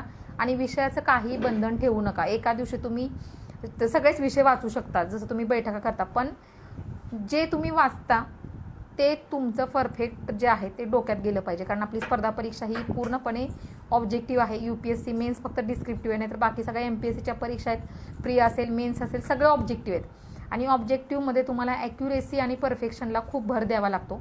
कारण एक प्रश्न चुकला की एक पर्याय चुकला की चुकलाच, तो प्रश्न चुकला. आणि मग जितके आपले जास्त प्रश्न चुकतील तेवढे आपले निगेटिव्ह मार्क जास्त वाटतील आणि आपला रिझल्ट पण निगेटिव्हमध्ये जाईल. त्यामुळे तुम्हाला परफेक्शनवरती आणि ॲक्युरेसीवरती खूप भर द्यावा लागणार आहे. त्यामुळे तुम्हाला ज्या पण गोष्टी वाचताय त्या तुम्ही एकदम म्हणजे त्या विषयाच्या मुळाशी जाऊन वाचायचे, तो तुमचा अभ्यास असणार आहे. तर ह्या पद्धतीने तुम्ही तुमच्या 18 तासाचं एक शेड्यूल बनवा प्रॉपर. आता प्रत्येकाने आपापलं शेड्यूल बनवायचं आहे, म्हणजे माहीत नाही कुणाचं शेड्यूल कसं असतं. आता मुलं येतात आमच्याकडे की नाही मॅडम आम्हाला स्टडीचा प्लॅन करून द्या किंवा आम्हाला वेळापत्रक बनवून द्या. पण आता वेळापत्रक बनवायचं कसं आम्ही, प्रत्येकाचं एक वेळापत्रक वेगळं आहे ना. म्हणजे कुणाला रात्री अभ्यास होतो, कुणाला पहाटे उठून अभ्यास होतो, कुणाला दुपारी अभ्यास होतो. म्हणजे प्रत्येकाची एक वेगळी पद्धत आहे. त्यामुळे तुम्ही प्रत्येकाने स्वतःचं शेड्यूल स्वतः करायचे. फक्त एक ठरवायचे की मला रोज 24 तासांपैकी 18 तास ॲक्टिव्ह राहून अभ्यास करायचे, किंवा मला 18 तास ॲक्टिव्ह राहायचे. फक्त 1-2 वर्ष जर तुम्ही ह्या पद्धतीनं केलं तर नक्कीच तुमला काही ना काहीतरी यश नक्कीच भेटणार आहे. तर तुम्ही आधी ह्या सगळ्या गोष्टींची सवय लावा. त्यालाच आपण काय म्हणू, सेल्फ डिसिप्लिन. म्हणजे कुणी आपल्याला काही सांगायची गरज नाही पडली पाहिजे की तू हे कर, तू ते कर. आपण स्वतः ते केलं पाहिजे. त्या पद्धतीनं तुम्ही स्वतःला इम्प्रूव्ह करायचे. ह्याचा नक्कीच तुम्हाला इतका फायदा होणार आहे पुढच्या भविष्यामध्ये, जेव्हा तुम्ही सर्व्हिसमध्ये जाल किंवा एक माणूस म्हणून म्हणजे कुठेही जाल किंवा तुम्ही कुठलंही प्रोफेशन निवडाल, त्या प्रत्येक प्रोफेशनमध्ये ह्या सगळ्या तुम्हाला सेल्फ डिसिप्लिनचा हा फायदा होणार आहे. त्यामुळे तुम्हाला रोज कंपल्सरी 18 तास ॲक्टिव्ह राहणं गरजेचं आहे. आणि तुम्हाला स्वतःचं टाईम मॅनेजमेंट करायचं आहे आणि त्याच्यापैकी 8 ते 10 तासांसाठी तुम्हाला बैठकांमध्ये अभ्यासांचा वेळ जो आहे तो डिवाईड करून तुम्ही काय करायचं आहे, अभ्यास हा करायचे. हे झालं टाईम मॅनेजमेंट किंवा डिसिप्लिन, हे झालं अभ्यासाचं. आता सेल्फ मोटिवेशन ही इतकी मोठी म्हणजे खूप इम्पॉर्टंट गोष्ट आहे आयुष्यातली, कारण स्वयंप्रेरित माणूस असल्याशिवाय तो झपाटून कामाला लागत नाही. आता मी तर काही अशी मुलं बघते की लायब्ररीत सकाळी आलं की कुठल्या तरी एक ऑफिसरचा व्हिडिओ बघणार 10-15 मिनिटाचा, परत अभ्यासाला बसणार, परत जेवण करून आल्यानंतर एक 15-20 मिनिटाचा कुठल्या तरी ऑफिसरचा व्हिडिओ बघणार, परत अभ्यासाला बसणार. म्हणजे त्यांना सतत सकाळ दुपार संध्याकाळ कुणाच्या तरी दुसऱ्यांच्या मोटिवेशनल व्हिडिओची गरज पडते. पण हे पूर्ण चुकीचं आहे. म्हणजे ते किती वेळ टिकून राहतं, फक्त 2-3 तासासाठी. पण तुम्ही स्वतःचं म्हणजे तुम्ही स्वतःची प्रेरणा बना ना. दुसऱ्याला तुम्ही कशाला प्रेरणा बनवता? कारण ते सस्टेनेबल नसतं, म्हणजे ते शाश्वत नसतं. ते फक्त काही तासांपुरतं मर्यादित असतं जेव्हा तुम्ही दुसऱ्यांकडून मोटिवेशन घेता. आपली जी परिस्थिती आहे, आपली जे आईवडिलांचं कष्ट आहे, तेच आपल्यासाठी एक मोटिवेशन पाहिजे की मला हे बदलायचं आहे, माझी जी परिस्थिती आहे ती मला बदलायची. हेच तुमच्यासाठी सगळ्यात मोठं मोटिवेशन आहे. तुम्हाला कुणाचे व्हिडिओज आता मी तुम्हाला सांगते, म्हणजे तुम्हाला ही एक सुरुवात आहे. म्हणजे मी तर मोटिवेशन हा मला शब्दच आवडत नाही, किंवा मोटिवेशनल स्पीकर वगैरे हे मला शब्दच आवडत नाहीत. म्हणजे स्वतःचं मोटिवेशन असलं पाहिजे. आता मी इतकं जे काही काम केलं किंवा मी जे स्वतःला इथंपर्यंत आणलं, ते फक्त आणि फक्त मी सेल्फ मोटिवेशनमुळे मी स्वतःला इतकं घडवू शकते. मला कुणी काही सांगितलं नाही, तू सामाजिक काम कर, तू कॅन्सर पेशंटसाठी काम कर, किंवा तू हे गोष्ट कर, तू पुस्तकं लिही, हे कर ते कर, असं मला माझ्या आईवडिलांनी सांगितलं नाही, मला माझ्या कुठल्या मित्रमैत्रिणींनी सांगितलं नाही. मी हे सगळं जे केलं ते फक्त आणि फक्त स्वयंप्रेरणेने केलं. त्यामुळे ते माझ्यासाठी शाश्वत आहे. मी जर ते दुसऱ्याच्या कुणाच्या सांगण्यामुळे केलं असतं तर मी तितकं 100% देऊ शकले नसते. कारण मला ते वाटलं, मी ते स्वयंप्रेरणेने केलं, त्यामुळे मी माझी 100% जी काही क्षमता आहे ते सगळं मी त्याच्यामध्ये देऊ शकले. त्यामुळे सेल्फ मोटिवेशन ही गोष्ट खूप महत्त्वाची आहे. तुम्ही दुसऱ्या कुणाला म्हणजे प्रेरणा असं समजण्यापेक्षा तुम्ही स्वतःची प्रेरणा व्हा. ते तुम्हाला नेहमी काम करण्यासाठी तुम्हाला उत्साह देणार आहे, ते तुम्हाला काम करण्यासाठी प्रेरणा देणार आहे. त्यामुळे सेल्फ मोटिवेशन ही गोष्ट खूप महत्त्वाची आहे. मी आता आपलं 1.5 तासाचा वेळ आहे, पण मी जर अशी बोलत बसली तर मी दिवसभर पण बोलू शकते. मला कंटाळा येत नाही. मी 1 सेकंदही न बसता 14 तास लेक्चर घेते आणि मुलांना बोर न करता घेते. आता पण लाईव्ह असल्यामुळं थोडं तुम्हाला बोर होऊ शकतं. तुम्ही मध्ये प्रश्न विचारत राहा, म्हणजे तुम्हाला पण बोर होणार नाही आणि मला पण बोर होणार नाही, किंवा मी असंच प्रवचन सांगते किंवा तुम्हाला असं नुसतंच ऐकवत बसले असं तुम्हाला वाटणार नाही. त्यामुळे तुम्ही मध्ये प्रश्न पण विचारत राहा. कृषीच्या मुलांसाठी तर ॲग्मॅट्रिक्सचा इतका फायदा होणार आहे की तुम्ही स्टुडंट लेवलला आहात आता कृषीच्या परीक्षा ज्या आहेत त्याच्यासाठी कोणी क्लासमध्ये गायडन्स करत नाही, किंवा कुणी पर्सनलसुद्धा गायडन्स करत नाही. पण मग जी कृषीची जी परीक्षा आहे MPSC कंडक्ट करते, त्या परीक्षेसाठी पण खूप मुलं अभ्यास करतात, पण त्यांना योग्य मार्गदर्शन मिळत नाही. पण ते आपण ॲग्मॅट्रिकच्या माध्यमातून करणार आहोत. म्हणजे प्रीती मॅडमसारख्या एक कृषी क्षेत्रात इतक्या दिग्गज व्यक्ती आहेत, त्या यशोदामध्ये डायरेक्टर आहेत. त्यामुळं सगळ्या महाराष्ट्रातले जेवढे ऑफिसर आहेत कृषीच्या रिलेटेड किंवा कृषीमध्ये दिग्गज व्यक्तिमत्व आहेत, कृषीच्या क्षेत्रात काम करणारे जे सगळे लेखक आहेत, त्या म्हणजे सगळे कनेक्ट आहेत मॅडमसोबत. त्यामुळे नक्कीच तुम्ही ॲग्मॅट्रिकची जर कनेक्ट झाला तर त्याचा तुम्हाला खूप फायदा होणार आहे. आपण नक्कीच घेऊया. आता आज ज्यांना आता आपल्याकडे 4 मुलांनी इंटरेस्ट दाखवलं आहे, त्या मुलांचे आपण व्हॉट्सअपचे ग्रुप बनवूया. मग ज्यांना कृषी सेवा करायचं आहे, कंबाईन करायचं आहे, राज्यसेवा करायचं आहे, UPSC करायचं आहे, ह्या सगळ्यांचे आपण वेगवेगळे ग्रुप बनवू आणि त्या पद्धतीने आपण त्या मुलांना गायडन्स करणार आहे. म्हणजे तुम्ही फक्त ठरवा की मला काय करायचं आहे. मग आपण राज्यसेवा कंबाईनचा एक कॉमन ग्रुप बनवायचा, फॉरेस्टचा अभ्यास करणाऱ्या मुलांचा एक वेगळा ग्रुप बनवायचा आणि कृषीचा एक वेगळा ग्रुप बनवायचा, आणि आपण UPSCच्या मुलांसाठी एक वेगळा ग्रुप बनवायचा. आपण आता ही जी 400 मुलं आहेत आपल्याकडे, आपण त्यांना सगळ्यांना वेगवेगळ्या ग्रुपमध्ये कन्वर्ट करणार आहोत. Okay, yes. फॉरेस्ट आणि ही आता जी माझ्यासमोर दिसते ती फॉरेस्ट आणि ॲग्रीची सिलेबसची कॉपी मी प्रिंटआउट काढून घेतली आणि त्याच्यामध्ये बुक लिस्ट पण आहे, ते पण मी तुम्हाला सांगणार आहे. तर तुम्हाला सेल्फ डिसिप्लिन आणि सेल्फ मोटिवेशन ह्या 2 गोष्टी कळल्या का? कळल्या तुम्हाला? सेल्फ डिसिप्लिन आणि सेल्फ मोटिवेशन ह्या 2 गोष्टी समजल्या? समजलं का सांगा जरा, म्हणजे येस नो काय, किंवा टाईम मॅनेजमेंट कसं काय. आता आपण अभ्यासाचं टाईम मॅनेजमेंट सांगितलं किंवा रोजचं तुम्हाला 18 तासाचं टाईम मॅनेजमेंट कसं सांगितलं. सेल्फ मोटिवेशनवरती तर आपण जास्त काही बोलायची गरजच नाही. आपली परिस्थिती, मला जी आत्ता जी माझी परिस्थिती आहे ती मला बदलायची. माझे आईवडील माझ्यासाठी एक प्रेरणा आहेत. त्यांचं जे कष्ट आहे त्याची मला जाणीव आहे आणि त्यांचं जे कष्ट आहे ते मला कमी करायचे, त्यांची परिस्थिती मला बदलायची. ते म्हणजेच माझं मोटिवेशन असणार आहे. त्यामुळे मला दुसऱ्या कुणाचे व्हिडिओज वगैरे बघायची काही गरज पडणार नाही. हे फक्त तुम्ही स्वतःशी ठरवा. फक्त कधीतरी बघा, म्हणजे नॉलेज म्हणून बघा किंवा एक तुम्हाला गाईडलाईन म्हणून बघा, पण मोटिवेशन किंवा इन्स्पिरेशन म्हणून बघू नका. आपले परिस्थिती, आपले आईवडील आणि आपली कष्ट हे, आणि स्वतः तुम्ही तुमच्यासाठी मोटिवेशन किंवा तुम्ही इन्स्पिरेशन तुमच्यासाठी असलं पाहिजे. ते म्हणजे सेल्फ मोटिवेशन आहे. त्याच्यामध्ये आपण काही जास्त वेळ घालवण्यात अर्थ नाही. ओके.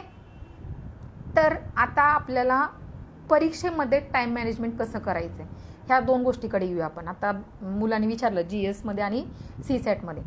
आता GSला बघा, तुम्हाला 2 तास वेळ आहे, म्हणजे 120 मिनिट आणि तुम्हाला 100 प्रश्न आहेत. आता तुम्हाला तिकडे टाईम मॅनेजमेंट कसं करायचं आहे. आधी मी तुम्हाला सांगेन की तुम्हाला GSमध्ये पास होण्यासाठी 100 प्रश्नांपैकी कमीत कमी 60 ते 65 प्रश्न बरोबर आणायचे. तुम्ही फक्त एवढं एक टार्गेट ठेवा. आता मुलं कसं करतात बघा, एवढा सिलेबस हे आहे, मला एवढा अभ्यास करायचा आहे, एवढं हे, आणि खूप वाचते एवढं त्यांच्या डोक्यात असतं. पण तुम्ही जर प्रोफेशनल व्ह्यूनी गेला तर तुम्हाला परीक्षा पास होणं खूप सोपं आहे. त्याची आपण आज टेक्निक म्हणजे आयडिया सांगणार आहे की कसं पास व्हायचं. तर तुम्हाला 65 प्रश्न बरोबर आणायचे. तुम्ही 100 पैकी 65 प्रश्नांचं टार्गेट ठेवा. कॉम्पिटेटिव्ह एक्झाम करण्याची कॅलिबर आहे का यावर बोला. ऐका, स्पर्धा परीक्षा करण्यासाठी तुम्ही खूप हुशार, खूप टॅलेंट असणं गरजेचं नाही. इकडे जो हार्ड वर्क करेल, जो त्याच्या प्रयत्नामध्ये सातत्य ठेवेल, जो त्याच्या अभ्यासामध्ये सातत्य ठेवेल, त्याला यश मिळणार आहे. इकडे कॅलिबर वगैरे असा काही प्रकार नसतो. 10वी 12वी फेल झालेली मुलंसुद्धा आज IAS IPS ह्या पदावरती आहेत. त्यामुळे तुम्हाला खूप टॅलेंटेड असणं गरजेचं नाही.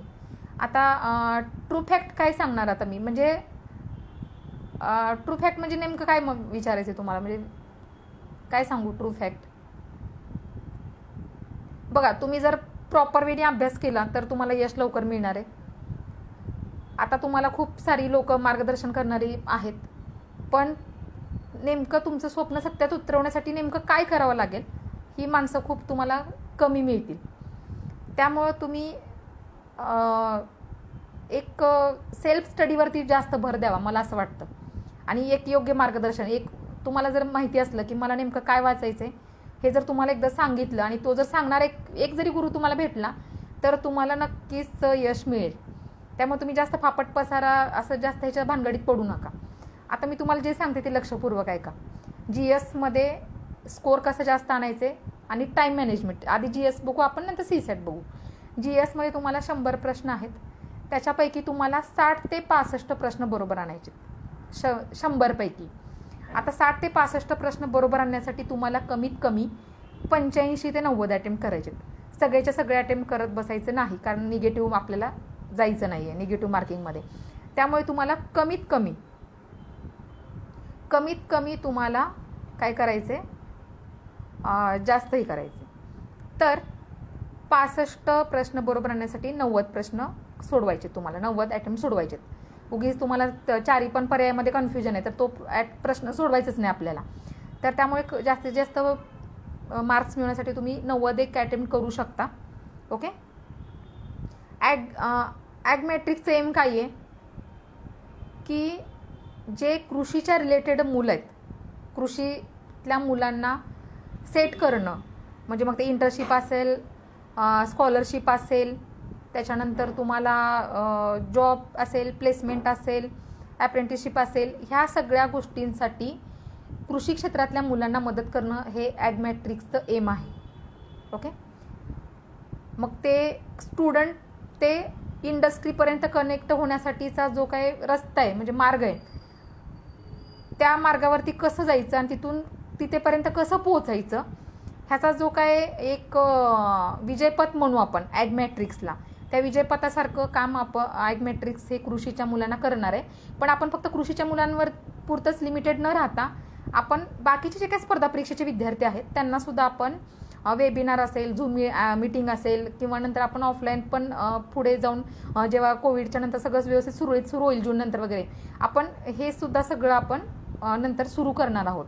म्हणजे एम ऑफ ॲग्मॅट्रिक्स हेच आहे की जे कृषी क्षेत्रातली मुलं आहेत त्यांना करिअरसाठी आणि त्यांचं लाईफ सेट करण्यासाठी किंवा जॉबसाठी असेल सगळ्या गोष्टींसाठी त्यांना मदत करणं. ओके. आणि मग आता हे आपले MPSCच्या कृषी सेवा आहे त्याच्यासाठी गायडन्स करणं आणि सगळ्या स्पर्धा परीक्षा आहेत त्याच्यासाठी गायडन्स करणं, हे एक ॲग्मॅट्रिक्सचं एम आहे. ओके. तर आता आपण GSकडे वळूया. GSमध्ये स्कोर जास्त कसा आणायचा आणि टाईम मॅनेजमेंट कसं करायचं. तर तुम्हाला 100 पैकी कमीत कमी 65 प्रश्न बरोबर आणायचे आहेत. आता 65 प्रश्न बरोबर आणण्यासाठी मी तुम्हाला सांगितलं 90 प्रश्न तुम्हाला सोडवायचे आहेत. आता 65 प्रश्न बरोबर आणण्यासाठी तुम्हाला पहिली गोष्ट करावी लागेल, आधीच्या प्रश्नपत्रिका बघाव्या लागतील आणि कुठल्या विषयांवरती किती प्रश्न विचारले जातील ते तुम्हाला विचारायचे. ओके.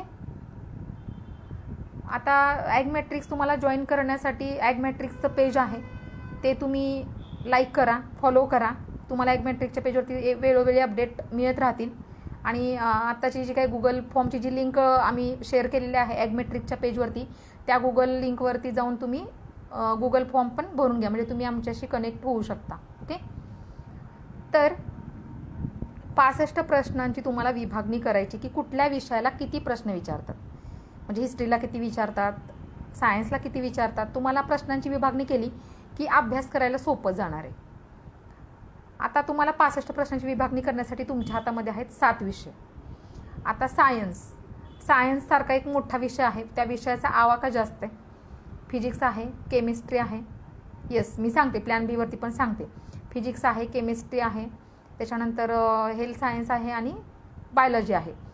तर ह्याच्यावरती तुम्हाला सायन्सवरती कमीत कमी 20 ते 22 प्रश्न विचारतात. मागच्या वर्षी 2019च्या प्रिलिम्समध्ये राज्यसेवेच्या 23 प्रश्न सायन्सवरती विचारलेले. तर सायन्स हा एक असा विषय त्याच्यावरती जास्त प्रश्न विचारले जातात. त्याच्यानंतर 22-23 प्रश्न सायन्सवरती विचारले जातात. एन्व्हायरमेंटवरती एक 8 ते 10 प्रश्न विचारले जातात. म्हणजे ह्या 2 विषयाचे झाले 30 प्रश्न. आता तुम्हाला 65 पैकी 30 प्रश्न ह्या 2 विषयात कव्हर झाले आणि वरच्या 35 प्रश्नासाठी तुमच्या हातामध्ये 5 विषय आहेत, हिस्ट्री, जॉग्राफी, पॉलिटी, इकॉनॉमिक्स आणि करंट अफेअर्स. ओके. तर आता 35 प्रश्न आहेत आणि तुमच्या हातामध्ये 5 विषय आहेत. आता 35 प्रश्न 5 विषयामध्ये बरोबर आणणं खूप अवघड नाही. तुम्ही जर आता मी एन्व्हायरमेंट आणि सायन्स विषय शिकवते, त्यामुळे त्या विषयांची सुद्धा तुम्हाला स्ट्रॅटेजी मी नंतर सांगेन की कसे मार्क बरोबर आणायचे, ते आपण नंतरच्या सेशनमध्ये घेऊया सब्जेक्ट वाईज.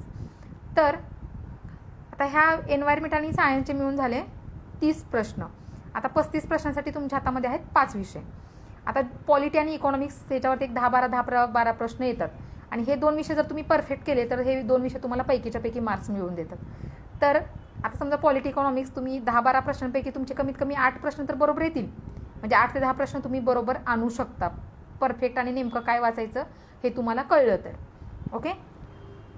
तर तुम्ही अशा पद्धतीनं तुम्हाला काय करायचे, तुम्हाला विभागणी करायची प्रश्नांची त्या त्या विषय वाईज.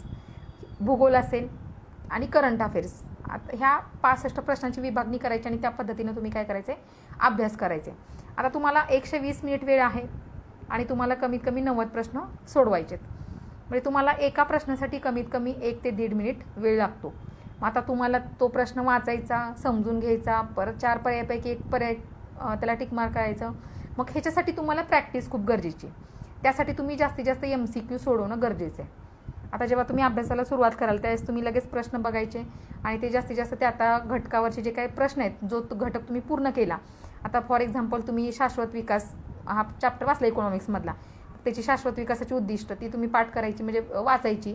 त्याच्यावरती मग प्रश्न कसे आलेत लगेच ते MCQ सोडवून टाकायचे. म्हणजे तुमची प्रश्न सोडवण्याची प्रॅक्टिस आणि ते टाईम मॅनेजमेंट तुम्हाला समजणार आहे. त्याच्यानंतर तुम्हाला CSAT. आता CSATमध्ये तुम्हाला 120 मिनिट वेळ आहे आणि 80 प्रश्न आहेत. आता 80 प्रश्नांपैकी 50 प्रश्न उतार्यांवरती असतात. 10 उतारे असतात आणि त्याच्यावरती तुम्हाला प्रत्येक उतार्यावरती 5 प्रश्न असतात. त्याच्यानंतर 25 मार्काला मॅथ्स आणि रिझनिंग असतं आणि 5 प्रश्न डिसिजन मेकिंग ॲबिलिटीवरती असतात. आता 5 प्रश्न जे असतात डिसिजन मेकिंग ॲबिलिटीचे, त्याच्यामध्ये तुम्हाला निगेटिव्ह मार्किंग नसतं. म्हणजे तुम्ही आयोगाने ठरवून दिलं की 4 जो योग्य पर्याय तुम्ही टिक मार्क केलं तर 2.5 मार्क, 2.5, 2, 1.5 आणि 1 असा त्यांनी क्रायटेरिया तो 5 प्रश्नांसाठी दिलेला असतो. निगेटिव्ह मार्किंगकडे नसतं. त्यामुळे डिसिजन मेकिंग ॲबिलिटीचे प्रश्न आधी सोडवायचे. त्याच्यानंतर तुम्हाला येस सांगते आता हे फक्त एवढं हे होऊ द्या, मग आपण नंतर त्याच्याकडे वळूया. तर त्याच्यानंतर मग मॅथ्स रिझनिंग. आता बघा 2 तास वेळ आहे आणि आपल्याला 80 प्रश्न सोडवायचे आहेत. 120 मिनटामध्ये 80 प्रश्न सोडवायचे आहेत आणि 10 उतार आहेत. तर 10 जे उतार आहेत त्याच्यामध्ये तुम्हाला एका उतारा जो आहे तो कमीत कमी तुम्ही 60 मिनटात सोडवून झाला पाहिजे. म्हणजे तेवढी तुमची प्रॅक्टिस असली पाहिजे. आता मग त्यासाठी मी तुम्हाला सांगितलं रोजच्या रोज एडिटोरियल वाचा, संपादकीय पेजमधले सगळे आर्टिकल्स वाचा, वेगवेगळी आमंत्रण पुस्तकं वाचा. आता मागच्या वर्षी CSATमध्ये APJ अब्दुल कलामांचं जे आत्मचरित्र आहे अग्निपंख त्यातला आहे असा उतारा पडलेला CSATच्या पेपरमध्ये. मग आता ज्यांनी ते पुस्तक वाचलं त्याला तो उतारा सोडवणं खूप सोपं गेलं असणार आहे. मग त्यामुळे तुम्ही उतारे सोडवण्यासाठी त्याचीसुद्धा जास्तीत जास्त प्रॅक्टिस करणं गरजेचं आहे. त्याच्यानंतर रिझनिंग, बुद्धिमत्ता आणि मॅथ्स. आता त्या 2 तासामध्ये तुम्हाला टाईम मॅनेजमेंट कसं जमतं आहे आणि तुम्हाला लॉजिक किती सुचतं आहे त्या 2 तासामध्ये, त्यावरती मॅथ्सचे प्रश्न सोडवायचे की नाही सोडवायचे ते तुम्ही ठरवायचे. आता मग त्याच्यामध्ये आधी डिसिजन मेकिंग सोडवायचं, त्याच्यानंतर उतारे सोडवायचे, त्याच्यानंतर रिझनिंग सोडवायचं आणि मग त्याच्यानंतर शेवटी मॅथ्स सोडवायचं. म्हणजे तुम्हाला 80 पैकी तिकडे पण 60 प्रश्न बरोबर आणणं गरजेचं आहे. म्हणजे दोन्हीपैकी म्हणजे दोन्हीमध्ये GS मध्ये 60 प्रश्न आणि CSATमध्ये 60 प्रश्न बरोबर आणले तर तुम्हाला प्रिलिम्स पास होणं काहीही अवघड नाही. तर ह्या पद्धतीने तुम्हाला करायचं आहे. म्हणजे तुमचा स्कोअर पण जास्त येईल, तुम्हाला टाईम मॅनेजमेंट पण कळेल. पण तुम्हाला आधी काय करायचं आहे, प्रश्नांची विभागणी, मला किती मार्क्स मिळवायचेत ह्या 2 गोष्टी तुमच्या डोक्यात कन्फर्म फिट पाहिजेत आणि त्यानंतर मग तुम्हाला अभ्यास करायला हे सगळं सोपं जाणार आहे. ओके. आता हे झालं GS आणि CSATचं. आता मी जस्ट तुम्हाला कंबाईनचं सांगते. कंबाईनमध्ये एकच पेपर असतो, 100 प्रश्न असतात आणि 100 मार्क असतात. आता तिकडे तुम्हाला जरा टाईम मॅनेजमेंट खूप जमवावं लागणार आहे, कारण तिकडे 60 मिनटं वेळ आहे आणि 100 प्रश्न आहेत. त्यामुळे तुम्हाला तिकडे सुद्धा 100 पैकी 60 ते 65 प्रश्न बरोबर आणायचे आहेत. 60-65 प्रश्न बरोबर आणले तर तुम्ही PSI असेल, ASO असेल आणि ST असेल ह्या तिन्ही मेन्ससाठी तुम्ही क्वालिफाय होणार आहात. म्हणजे एकाच प्रिलिम्समध्ये तुम्ही पास झाला तर तुम्ही PSIची मेन्स देऊ शकता, ASOची देऊ शकता आणि STIची सुद्धा तुम्ही देऊ शकता. ओके. तर आता हे झालं कंबाईन आणि राज्यसेवा. आता MPSCच्या माध्यमातून महाराष्ट्र अभियांत्रिकी सेवा ही पण एक परीक्षा कंडक्ट केली जाते. जे अभियांत्रिकीची मुलं असतात इंजिनिअरिंगची, मग त्याच्यामध्ये सिव्हिल इंजिनिअरिंग असेल, IT, कॉम्प्युटर इंजिनिअरिंग असेल, ह्या वेगवेगळ्या इंजिनिअरिंगच्या ज्या काही ट्रेड आहेत त्या प्रत्येक ह्याच्यासाठी वेगवेगळ्या ह्या जागा असतात. मग त्याचा पण तुम्ही सिलेबस बघून घ्या.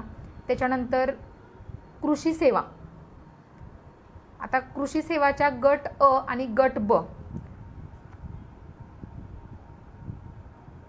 येस बरोबर, GSचे 90 क्वेश्चन करायचे त्या आणि 65 ते 70 येस. आणि CSATमध्ये हां म्हणजे तुम्ही 50-60 प्रश्न बरोबर आणण्यासाठी तुम्हाला कमीत कमी 80 पैकी 70 अटेम्प्ट करावे लागणार आहेत. ओके. आता महाराष्ट्र कृषी सेवा ही जी ॲग्रिकल्चरची मुलं फक्त देऊ शकतात. त्याचा सिलेबस आहे माझ्यासमोर. ह्याच्यासाठी पण आपण एक वेगळा ग्रुप बनवूया महाराष्ट्र ॲग्रिकल्चर सेवेसाठी. त्याच्यामध्ये तुम्हाला जो काही पूर्वचा जो पेपर आहे त्याच्यामध्ये तुम्हाला मराठी इंग्लिशचे कंपल्सरी असणार आहे. त्याच्यानंतर जनरल स्टडीज असणार आहे. मग त्याच्यामध्ये सगळंच आलं, history, geography, polity, economics, science हे सगळंच आलं. आणि 25 प्रश्न जे असतात ते कृषीविषयक घटक म्हणजे कृषीच्या रिलेटेड 25 प्रश्न असणार आहेत. 15 प्रश्न मराठी व्याकरण, 15 प्रश्न इंग्लिश व्याकरण, त्याच्यानंतर 45 प्रश्न जनरल स्टडीज आणि 25 प्रश्न कृषी घटक. हे कृषी सेवाच्या पूर्वचं सांगते मी. 100 प्रश्न असणार आहेत आणि 200 मार्क असणार. ते एका प्रश्नाला 2 मार्क असणार आहेत. मराठी व्याकरण, इंग्लिश व्याकरण, जनरल स्टडीज आणि कृषीविषयक घटक. जनरल स्टडीजला 45 प्रश्न असणार आहेत, 90 मार्क असतील. कृषीविषयक घटक 25 प्रश्न, 50 मार्क. आणि मराठी इंग्लिश व्याकरण, मराठी ग्रामर 15, इंग्लिश ग्रामर 15 आणि त्याचे दोन्हीचे मिळून 30-30 मार्क. असं टोटल 200 मार्क आणि 100 प्रश्न हे कृषी सेवाच्या प्रिलिम्सला असणार आहेत. त्याच्यानंतर मग तुम्हाला मेन्सला याच्यामध्ये 2 पेपर असतील. एक पहिला कृषी विज्ञान म्हणजे असेल तो कंपल्सरी पेपर असणार आहे आणि तुम्हाला ऑप्शनलमध्ये 2 पेपर असतील. एक म्हणजे कृषीचा असेल किंवा मग कृषी अभियांत्रिकीचे असेल. जे इंजिनिअरिंग म्हणजे अभियांत्रिकी जे आहे, कृषी अभियांत्रिकी, त्याच्यापैकी तुम्हाला एक कंपल्सरी असेल आणि दोन जे ऑप्शन आहेत त्याच्यापैकी एक कृषी किंवा मग कृषी अभियांत्रिकी, ह्या दोन्हीपैकी एक तुम्ही निवडू शकता. मग आता ज्यांचं ॲग्रिकल्चर इंजिनिअरिंग आहे ते कृषी अभियांत्रिकीचा मेन्सचा जो ऑप्शनल पेपर आहे तो देऊ शकतात. मग किंवा जे प्लेन BSc ॲग्री त्यांनी मग कृषीच्या रिलेटेड तो मेन्सचा पेपर तो देऊ शकतात. त्याची बुक लिस्ट पण आहे. नंतर जेव्हा आपला ग्रुप बनेल ॲग्रीच्या मुलांसाठीचा वेगळा, मग त्याच्या वेळेस आपण ही बुक लिस्ट पण मी तुम्हाला ती शेअर करेन आणि ही सिलेबसची जी PDF आहे ती पण नंतर शेअर करेन. मग त्याच्यानंतर जो MPSC फॉरेस्ट जे आहे, आता ह्याच्यामध्ये इंजिनिअरिंगवाले देऊ शकतात, BA BCom वाली मुलं देऊ शकत नाहीत, BSc वाले देऊ शकतात. म्हणजे सायन्स ज्यांचं बॅकग्राऊंड आहे ते फॉरेस्टची परीक्षा देऊ शकतात. ओके. त्याच्यामध्ये जे BSc असेल, इंजिनिअरिंगवाले मुलं असतील किंवा BSc ॲग्री झालेली मुलं असतील, ही परीक्षा फॉरेस्टची देऊ शकतात. मग त्याच्यामधून ACFची पोस्ट असेल, RFOची पोस्ट असेल, ह्या सगळ्या त्याच्यातून पोस्ट मिळतात. आता त्याच्यामध्ये पूर्वपरीक्षा 100 गुणांची आहे. त्याच्यामध्ये सेम मराठी, इंग्लिश, ग्रामर आणि जनरल स्टडीज 100 प्रश्न आणि 100 मार्क असणार आहे आणि 1 तास त्याच्यासाठी वेळ असणार आहे. मग त्याच्यामध्ये जनरल याच्यामध्ये सगळंच असेल. त्याच्यामध्ये जो history, geography, polity, economics, science, त्याच्यानंतर बुद्धिमत्ताचा काही थोडासा पार्ट असेल, इंटरनॅशनल रिलेशन असेल, हे सगळं फॉरेस्टच्या प्रिलिम्सला असणार आहे. आणि त्याच्यानंतर जी फॉरेस्टची जी मेन्स आहे त्याच्यामध्ये पहिला जो पेपर असणार आहे जनरल स्टडीजचा असणार आहे. त्याच्यामध्ये आणि सेकंड जो पेपर असणार आहे तो जनरल सायन्स आणि नेचर कॉन्झर्वेशन, म्हणजे निसर्ग संवर्धन आणि जनरल सायन्स, म्हणजे मग जनरल सायन्समध्ये हे सगळंच येतं. हे 2 पेपर फॉरेस्टच्या मेन्सला असणार आहेत. मग त्याच्यामध्ये जो दुसरा पेपर आहे त्याच्यामध्ये बघा काय काय येतं, इकॉनॉमिक अँड सोशल डेव्हलपमेंट येतं. त्याच्यानंतर नेचर कॉन्झर्वेशनमध्ये काय येतं बघा, सॉइल्स, इकोसिस्टीम, जे तुम्हाला जे तुम्ही कृषीमध्ये शिकलाय त्याच्याच रिलेटेड बरेच असणार आहेत.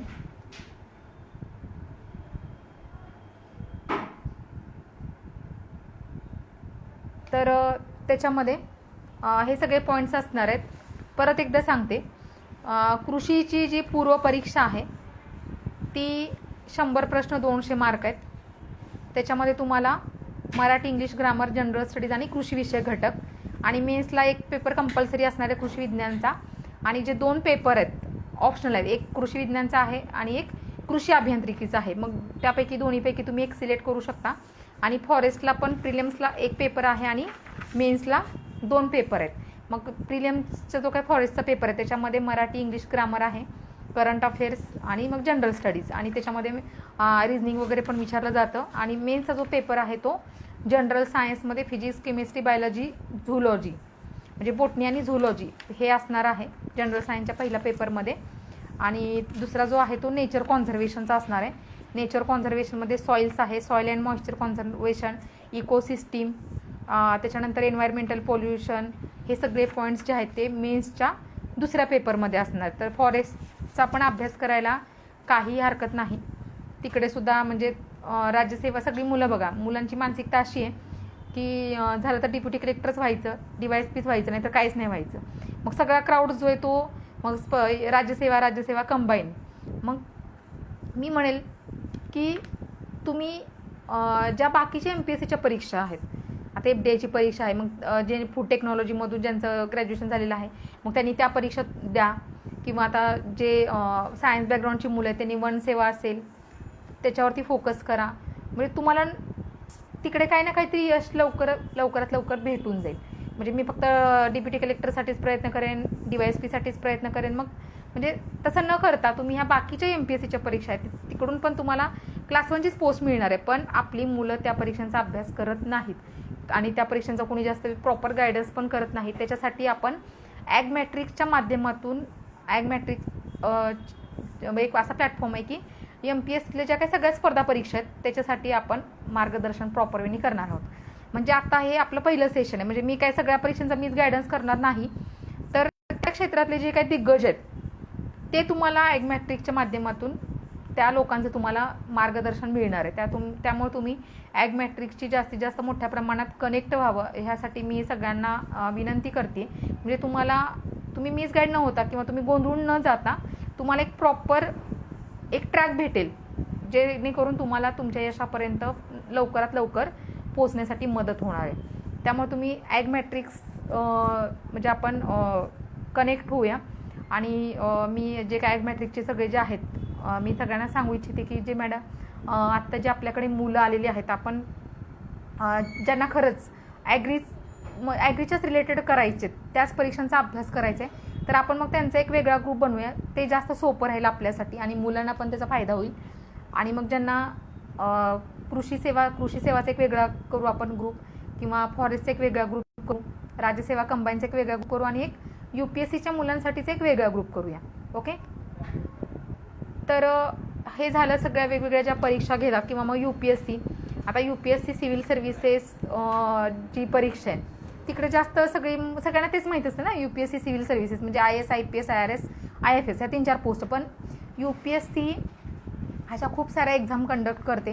म्हणजे इंडियन इंजिनिअरिंग सर्व्हिसेस असेल, इंडियन इकॉनॉमिक सर्व्हिसेस असेल, इंडियन स्टॅटिस्टिकल सर्व्हिसेस असेल, ह्या एक्झामसाठी जास्त कोणी प्रयत्न करत नाही. म्हणजे मुलांना तिकडे जास्त इंटरेस्ट नसतो. मग मेडिकल सर्व्हिसेस असतात UPSCच्या किंवा MPSCच्या. मग ज्यांचं मेडिकल फील्डमधून शिक्षण झालं मग त्यांनी तिकडे प्रयत्न करावा, जेणेकरून तुम्हाला लवकरात लवकर काहीतरी यश भेटेल. तर मुलं काय करतात, एक तर राज्यसेवा किंवा मग सिव्हिल सर्व्हिसेस UPSC.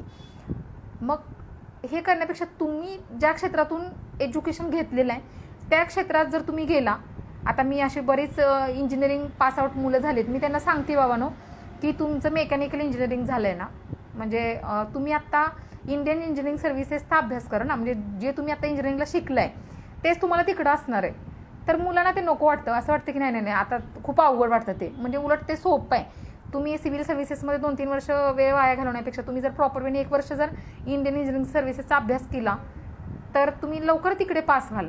पण मुलांना ऐकायचंच नसतं. मग मुलं काय करतात, डायरेक्ट सिव्हिल सर्व्हिसेसचा किंवा मग राज्यसेवेचा अभ्यास करतात. मग सगळ्या क्राऊड इकडेच, तिकडे कोणीच नाही. पण तसं न करता मी तर मुलांना सांगू शकेल की तुम्ही ज्या क्षेत्रातून तुम्ही ग्रॅज्युएशन केलेलं आहे, ज्या फील्डमधून तुम्ही हे केलेलं आहे त्याच्यातून तुम्ही हे करा. ओके.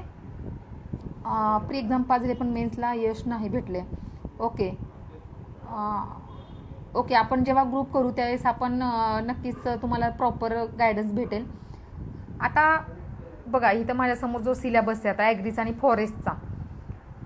आता ॲग्रीचं मला जास्त काही माहीत नाही बरं का, कारण माझं बॅकग्राऊंड वेगळं आहे ग्रॅज्युएशनचं आणि पोस्ट ग्रॅज्युएशनचं पण आता तुम्ही इथं जर मी बघितलं मेन्सच्या सिलेबसमध्ये जे तुम्ही विषय शिकला आहे तेच विषय तुम्हाला इकडे असणार. म्हणजे आता फॉरेस्टची जी मेन्स आहे त्यात तर खूप सोपं आहे. म्हणजे ती परीक्षा मी जरी दिली तरी आरामात पास होऊ शकतो. म्हणजे सगळंच आहे, फिजिक्स आहे, केमिस्ट्री, झुलॉजी आणि बॉटनी जे आपण ग्रॅज्युएशनला शिकलो आहे तेच. ओके. हां, ते आपण बुक लिस्ट आणि हे नंतर सगळं देऊया. आता झूम मीटिंगवरती नंतर आपण एक घेऊया सेशन, त्यावेळेस तुम्हाला बुक लिस्टची PDF मला शेअर करता येईल, सिलेबसची PDF मला शेअर करता येईल. कारण आता फेसबुक लाईव्ह असल्यामुळे इथे आपण काही मटेरियल शेअर नाही करू शकत आहे, किंवा मी असं तुम्हाला इथून दाखवलं तरी तुम्हाला ते काही कळणार नाही आहे. ओके, चालेल. चांगला निर्णय आहे की फक्त कृषी क्षेत्रातच करिअर करायचं आहे.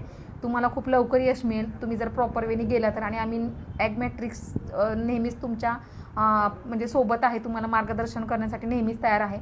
तर तुम्ही ॲग मॅट्रिक्सची कनेक्टेड व्हावं, म्हणजे तुम्हाला त्याचा फायदा होणार आहे.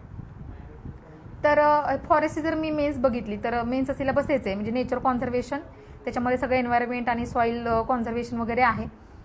आणि मग बाकी फिजिक्स, केमिस्ट्री, बॉटनी आणि झुलॉजी, म्हणजे एवढंच आहे फॉरेस्टच्या मेन्समध्ये. पण तुम्हाला नेमकं काय वाचायचं आहे हे कळलं ना, मग तुम्हाला पास व्हायला मदत होणार आहे. आता ज्यांनी सांगितलं की मी फॉरेस्टची आणि ॲग्रीची प्री पास झाली पण मेन्समध्ये यश मिळालेलं नाही. आता चूक कुठे झाली की तुम्ही प्रॉपर वेनी अभ्यास केला नाही, सिलेबस बघितला नाही, किंवा आयोगाने आधीच्या ज्या प्रश्नपत्रिका तुम्ही त्या बघितल्या नाहीत, किंवा तुम्हाला कुठल्या घटकावरती प्रश्न कसे विचारून झालेले आहेत, आता इथून पुढे कसे प्रश्न विचारले जातील ह्याचा तुम्ही परिपूर्ण अभ्यास केलेला नाही. त्यामुळं कुठे ना कुठेतरी तुमचे प्रयत्न कमी पडले. पण आता नंतर आम्ही तुम्हाला ॲग्मॅट्रिक्सच्या माध्यमातून मेनसाठी काय करायचं हे नक्कीच तुम्हाला आम्ही प्रॉपर वेने मार्गदर्शन करू, जेणेकरून तुम्ही पुढच्या मेन्समध्ये पास व्हाल आणि नक्कीच तुम्हाला काही ना काहीतरी पद भेटून जाईल. ओके. तर आत्ता MPSCच्या तर आपलं इंजिनिअरिंग सर्व्हिसेस वगैरे हे सगळा विषय चाललेला. तर मला असं वाटतं की ज्या फील्डमधून तुम्ही ग्रॅज्युएट झालेला आहात, ज्या क्षेत्रातलं तुम्हाला नॉलेज आहे, त्या क्षेत्रात तुम्ही प्रयत्न केला तर तुम्हाला लवकर चांगलं काहीतरी भेटेल. आता MBBS झालेला मुलगा असेल किंवा MD झालेला मुलगा असेल, त्यांना UPSCच्या मेडिकल सर्व्हिसेसच्या इतक्या जागा असतात. MPSCचे सुद्धा मेडिकल म्हणजे तालुका म्हणजे हेल्थ ऑफिसर वगैरे, त्यासाठी मुलं प्रयत्नच म्हणजे करताना दिसत नाहीत. सगळं क्राऊड कुठे? इकडेच. ओके. आता फॉरेस्टच्या स्ट्रॅटेजीबद्दल आता बघा, फॉरेस्टचा जो काही प्रिलिमचा सिलेबस आहे त्याच्यामध्ये मराठी व्याकरण आहे, इंग्लिश ग्रामर आहे आणि जनरल स्टडीज आहे. आता सेम जसं आपण राज्यसेवेला सांगितलं त्याच पद्धतीनं करायचं आहे. आता मराठी ग्रामरसाठी मोरा वाळिंबेचं बुक आहे ते मुलांनी प्रॉपर करायचे आणि त्याच्यानंतर बाळासाहेब शिंदेंचं इंग्लिश आणि मग जनरल जो आहे विषय, मग त्याच्यामध्ये जे राज्यसेवेला सांगितलं तेच करायचे. History, geography, polity, economics, general science तेच करायचे प्रिलिम्सला. मराठी ग्रामर, इंग्लिश ग्रामर आणि जनरल स्टडीज हे फक्त प्रिलिम्सला आहे. आणि मेन्सला फिजिक्स, केमिस्ट्री, झुलॉजी, बोटनी 4 विषय जे मी शिकवते. त्याचं आता बघा, मुलांना सायन्स विषय इतका अवघड वाटतो, physics, chemistry, biology, health science, मुलं स्किप करतात विषय. म्हणजे आर्ट, कॉमर्स नाहीतर सायन्सवाली पण मुलं स्किप करतात कारण त्यांना विषय अवघड वाटतो. पण मी जेव्हा विषय शिकवते, आता माझी सायन्सचं ऑलरेडी एक पुस्तक आलेलं, आता दुसरं पुस्तक पण येईलच ह्या 8-10 दिवसामध्ये NCERT कंटेंटचं. पण सायन्स विषय जर सोपा करून शिकवला किंवा सोपा जर करून सांगितला मुलांना तर खूप सोपा जातो. म्हणजे मग मी अशी थीम ठेवली, हसत खेळत फिजिक्स, हसत खेळत केमिस्ट्री, हसत खेळत बायोलॉजी, म्हणजे मुलांना त्या विषयामध्ये बोर होणार नाही, इंटरेस्ट निर्माण होईल. आणि आता फॉरेस्टला तर सगळं तेच आहे, फिजिक्स, केमिस्ट्री, बायोलॉजी. त्यासाठी मग आता बघा अभ्यास नेमका कसा करायचा. आता फॉरेस्टची स्ट्रॅटेजी सांगा म्हणून मी सांगते की आता फिजिक्ससारखा विषय अवघड वाटतो कारण त्यातले जे कन्सेप्ट असतात ते अवघड असतात, त्या शाळेत कधी समजले नसतात, कॉलेजमध्ये पण कधी समजलेल्या नसतात. पण आत्ता तरी असं वाटतं की आत्ता आपण ह्या अशा स्टेजला आहोत की आता आपण कुठली गोष्ट समजून घेते तर लवकर समजते कारण आपला तेवढा IQ वाढलेला असतो वयाप्रमाणे.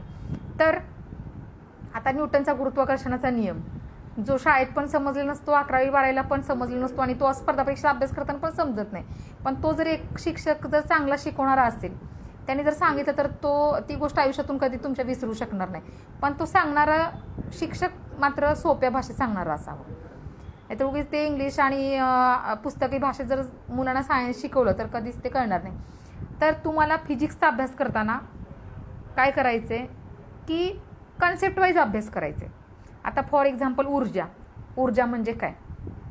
कार्य करण्याची क्षमता, कार्य करण्याचा दर म्हणजे ऊर्जा. आता मग बघायचं की ऊर्जेचं एकक काय? जूल, तेवढं बघायचं. किंवा आता ऊर्जेचे प्रकार कोणते? आता गतिज ऊर्जा आणि स्थितिज ऊर्जा, कायनेटिक एनर्जी आणि पोटेन्शियल एनर्जी. आता मग कायनेटिक एनर्जीचं सूत्र काय? 1/2mv². म्हणजे M म्हणजे वस्तूचं वस्तुमान आणि V म्हणजे वस्तूचा वेग. म्हणजे वेग दुप्पट केला की वस्तूची गती चौपट होते. एवढं फक्त लक्षात ठेवायचं तुम्हाला. किंवा स्थितिज ऊर्जा, पोटेन्शियल एनर्जी म्हणजे वस्तूच्या आतमध्ये जे पोटेन्शियल आहे, म्हणजे स्थितीमुळे जी ऊर्जा प्राप्त झाली म्हणजे ती म्हणजे स्थितिज ऊर्जा, पोटेन्शियल एनर्जी. मग त्याचं सूत्र काय? mgh. M म्हणजे वस्तूचं वस्तुमान, G म्हणजे गुरुत्वाकर्षण, आपण जे 9.8 मीटर/सेकंड² आहे त्याची किंमत, Gची व्हॅल्यू, आणि h म्हणजे त्या वस्तूची पृष्ठभागापासूनची उंची. फक्त एवढंच लक्षात ठेवायचं तुम्हाला. ती कन्सेप्ट क्लिअर झाली आणि आयोगाने त्या कन्सेप्टवरती गणितं कशी विचारलेत तेवढं फक्त बघायचं. फिजिक्सचा अभ्यास झाला म्हणजे प्रत्येक गोष्ट तशीच करायची तुम्हाला. मग ध्वनी म्हणजे काय? ध्वनीचे प्रकार कोणते? ध्वनीचा वेग किती? प्रकाश म्हणजे काय? प्रकाशाचं अपवर्तन म्हणजे काय? अपस्करण म्हणजे काय? दॅट्स इट, एवढंच बघायचं आहे. किंवा आता गती म्हणजे काय? मग गतीचे प्रकार कोणते? Transitional motion, oscillatory motion, random motion, rotational motion. Concept wise अभ्यास करा. आता फिजिक्समध्ये 12-13 चॅप्टर आहेत. तुम्ही जर असं एक कुठलं पुस्तक घेतलं, पहिल्या चॅप्टरपासून लास्ट चॅप्टरपर्यंत वाचत बसला तर तुमच्या सगळं डोक्यावरून जाणार आहे आणि अवघड विषय वाटणार आहे.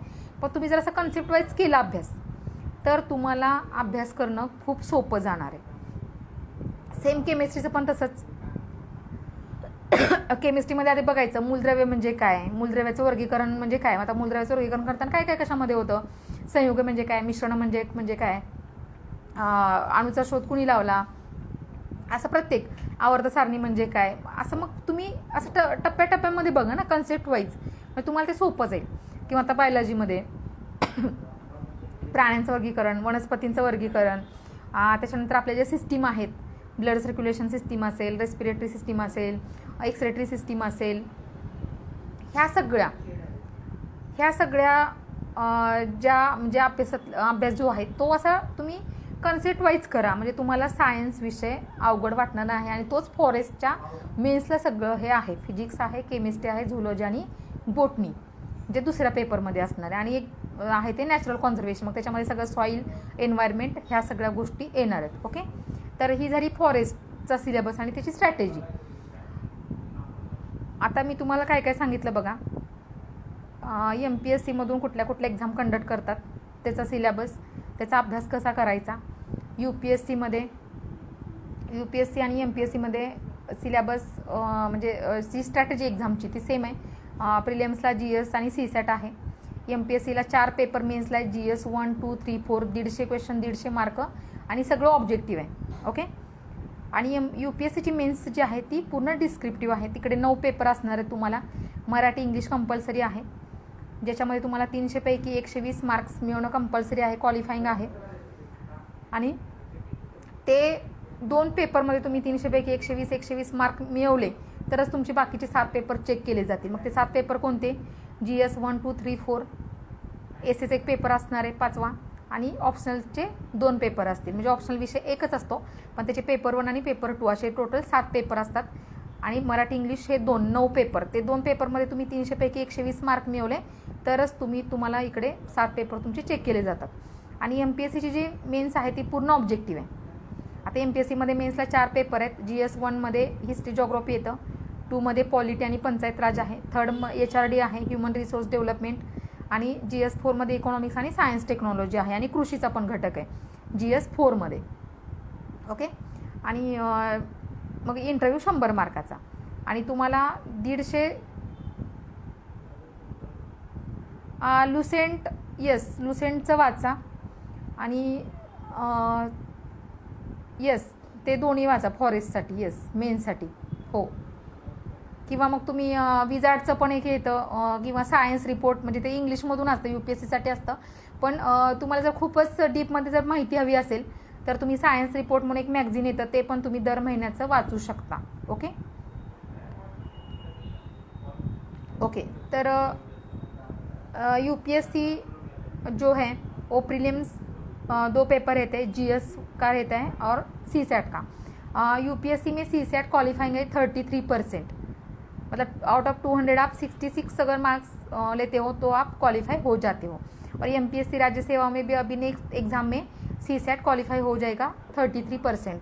ओके, तो राज्य सेवा और UPSC GS के जो सब्जेक्ट है वो सेम ही है, history, geography, polity, economic, general science, environment और करंट अफेयर्स. और CSAT भी सेम है, 25 marks maths end reasoning, 50 questions comprehension passages end 5 questions decision making ability. और CSAT क्वालिफाइंग है. और UPSC की जो मेंस है वो पूरी डिस्क्रिप्टिव है. 1 पेपर जो रहता है रीजनल लैंग्वेज, महाराष्ट्र के जो स्टूडेंट हैं उनको मराठी रहेगा, और जो अदर स्टेट के हैं स्टूडेंट्स उनके लिए मैं बताती हूँ, जो उनकी रीजनल लैंग्वेज है वो रीजनल लैंग्वेज का एक कंपलसरी पेपर रहता है मेंस के लिए, वो 300 मार्क्स का रहता है. और आउट ऑफ 300 आपको 120 मार्क्स लेने पड़ते हैं जो आपको क्वालिफाई करेंगे. और जो दूसरा पेपर रहता है कंपलसरी इंग्लिश का डिस्क्रिप्टिव, उसमें भी आउट ऑफ 300 आपको 120 मार्क्स लेने हैं. ओके, और ये 2 पेपर्स में 2 पेपर्स में आप आउट ऑफ 300 120 मार्क्स लेते हो तो आपके जो बाकी के रिमेनिंग 7 पेपर्स है वो चेक किए जाएंगे. 7 पेपर कौन से सुनिए आप, UPSC की जो स्टूडेंट अदर स्टेट के हैं, जो रीजनल लैंग्वेज का एक कंपलसरी पेपर है और एक इंग्लिश का, ये 2 पेपर हैं. और बाकी के जो 7 पेपर है वो देखो क्या क्या है. उसमें है हिस्ट्री, जोग्राफ़ी, पॉलिटी, इकोनॉमिक्स, मतलब GS1 में आता है हिस्ट्री, जोग्राफ़ी, वो पूरा 250 मार्क्स का पेपर रहेगा डिस्क्रिप्टिव मेंस के लिए। सेकेंड पेपर में रहेगा पॉलिटी, वो भी 250 marks descriptive. Third paper science, technology end economics का रहेगा, HRD UPSC में नहीं है। और फोर्थ पेपर जो रहेगा एथिक्स एंड इंटीग्रिटी का रहेगा, ओके, जो वो भी 250 मार्क्स का है और पूरा डिस्क्रिप्टिव है। ऐसे का एक पेपर रहेगा 250 मार्क्स का, उसमें 2 ऐसे आपको लिखने पड़ते हैं। पहले एक ही ऐसे था 250 मार्क्स लिए, लेकिन अभी लास्ट 2 ईयर्स से 250 मार्क्स का ऐसे के पेपर में 2 ऐसे आपको लिखने पड़ते हैं 125 मार्क्स के लिए। और जो एक ही ऑप्शन सब्जेक्ट है, पहले 2 ऑप्शन सब्जेक्ट थे, अभी एक ही ऑप्शनल सब्जेक्ट आपको चूज़ करना है। जो भी आप टोटल मतलब 50 सब्जेक्ट रहेंगे मेंस के लिए, ऑप्शनल के लिए। जो भी आप मतलब मैथमेटिक्स भी है, केमिस्ट्री भी है, फिजिक्स भी है, मराठी लिटरेचर है, और मतलब एंथ्रोपोलॉजी है, मेडिकल साइंस के जो स्टूडेंट है उनको मेडिकल रिलेटेड ऑप्शनल सब्जेक्ट है। जो भी आप पब्लिक एडमिनिस्ट्रेशन है, सोशोलॉजी है, हिस्ट्री है, पॉलिटी है, जोग्राफी है, जो भी आपको इंटरेस्ट है वो सब्जेक्ट आपको ऑप्शनल के लिए चूज़ करना है। और उसके 2 पेपर रहते, पेपर 1 250 मार्क्स, पेपर 2 250 मार्क्स, मतलब टोटल UPSC मेंस के लिए डिस्क्रिप्टिव 9 पेपर रहते हैं, मराठी, इंग्लिश, और ये जो GS1 2 3 4 ऐसे और ऑप्शनल के 2 paper, total 9 papers UPSC mains के लिए। All papers are descriptive and prelims है जो objective. GS1 200 marks, CSAT 200 marks but qualified 33% के लिए, ओके। तर हे झालं UPSCचं।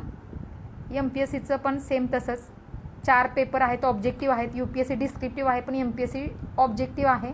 4 पेपर आहेत तुम्हाला, GS1 2 3 4। GS1 मध्ये हिस्ट्री, जोग्राफी येईल, 2 मध्ये पॉलिटी आणि पंचायत राज येईल, 3rd मध्ये HRD, 4th मध्ये कृषी, इकॉनॉमिक्स आणि सायन्स, टेक्नॉलॉजी, हे सगळे विषय येतील। आणि तुम्हाला इंटरव्ह्यू असेल 100 मार्काचा, आणि इकडे UPSCला तुम्हाला इंटरव्ह्यू असतो 250 मार्काचा। आता इंटरव्ह्यू म्हणजे काय असतं बघा, त्याच्यावरती एक आपण राहिलेल्या 5 मिनिटात डिस्कस करू। आता हे 1.5 तासात काही सांगून होत नाही ॲक्च्युली, पण तुम्हाला नेमकं सुरुवात एक कळलं तरी नेमकं तुम्हाला काय करायचं आहे, ओके। इंटरव्ह्यू म्हणजे तुमची पर्सनॅलिटी डेव्हलपमेंट असते, कारण तुमचं जे काही डिसिजन मेकिंग ॲबिलिटी असते ती तुमची प्रिलिम्समध्ये आयोग चेक करतं, तुमचं जे नॉलेज आहे ते मेन्समध्ये चेक केलं जातं।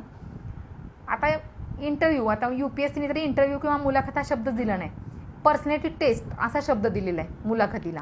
म्हणजे तुम्ही जसे आहात तसे पॅनलसमोर स्वतःला प्रेझेंट करणे म्हणजे पर्सनॅलिटी टेस्ट। आणि ही पर्सनॅलिटी काही एका दिवसामध्ये तयार होत नसते, त्यासाठी तुम्हाला एक दिवसागणिक प्रयत्न करावे लागतात। त्यासाठी मी तुम्हाला सांगितलं की रोजच्या रोज न्यूजपेपर वाचा, रोजच्या रोज त्या दिवशीचं नॉलेज त्या दिवशी तुम्ही अपडेट व्हा, कारण नॉलेज इज पॉवर।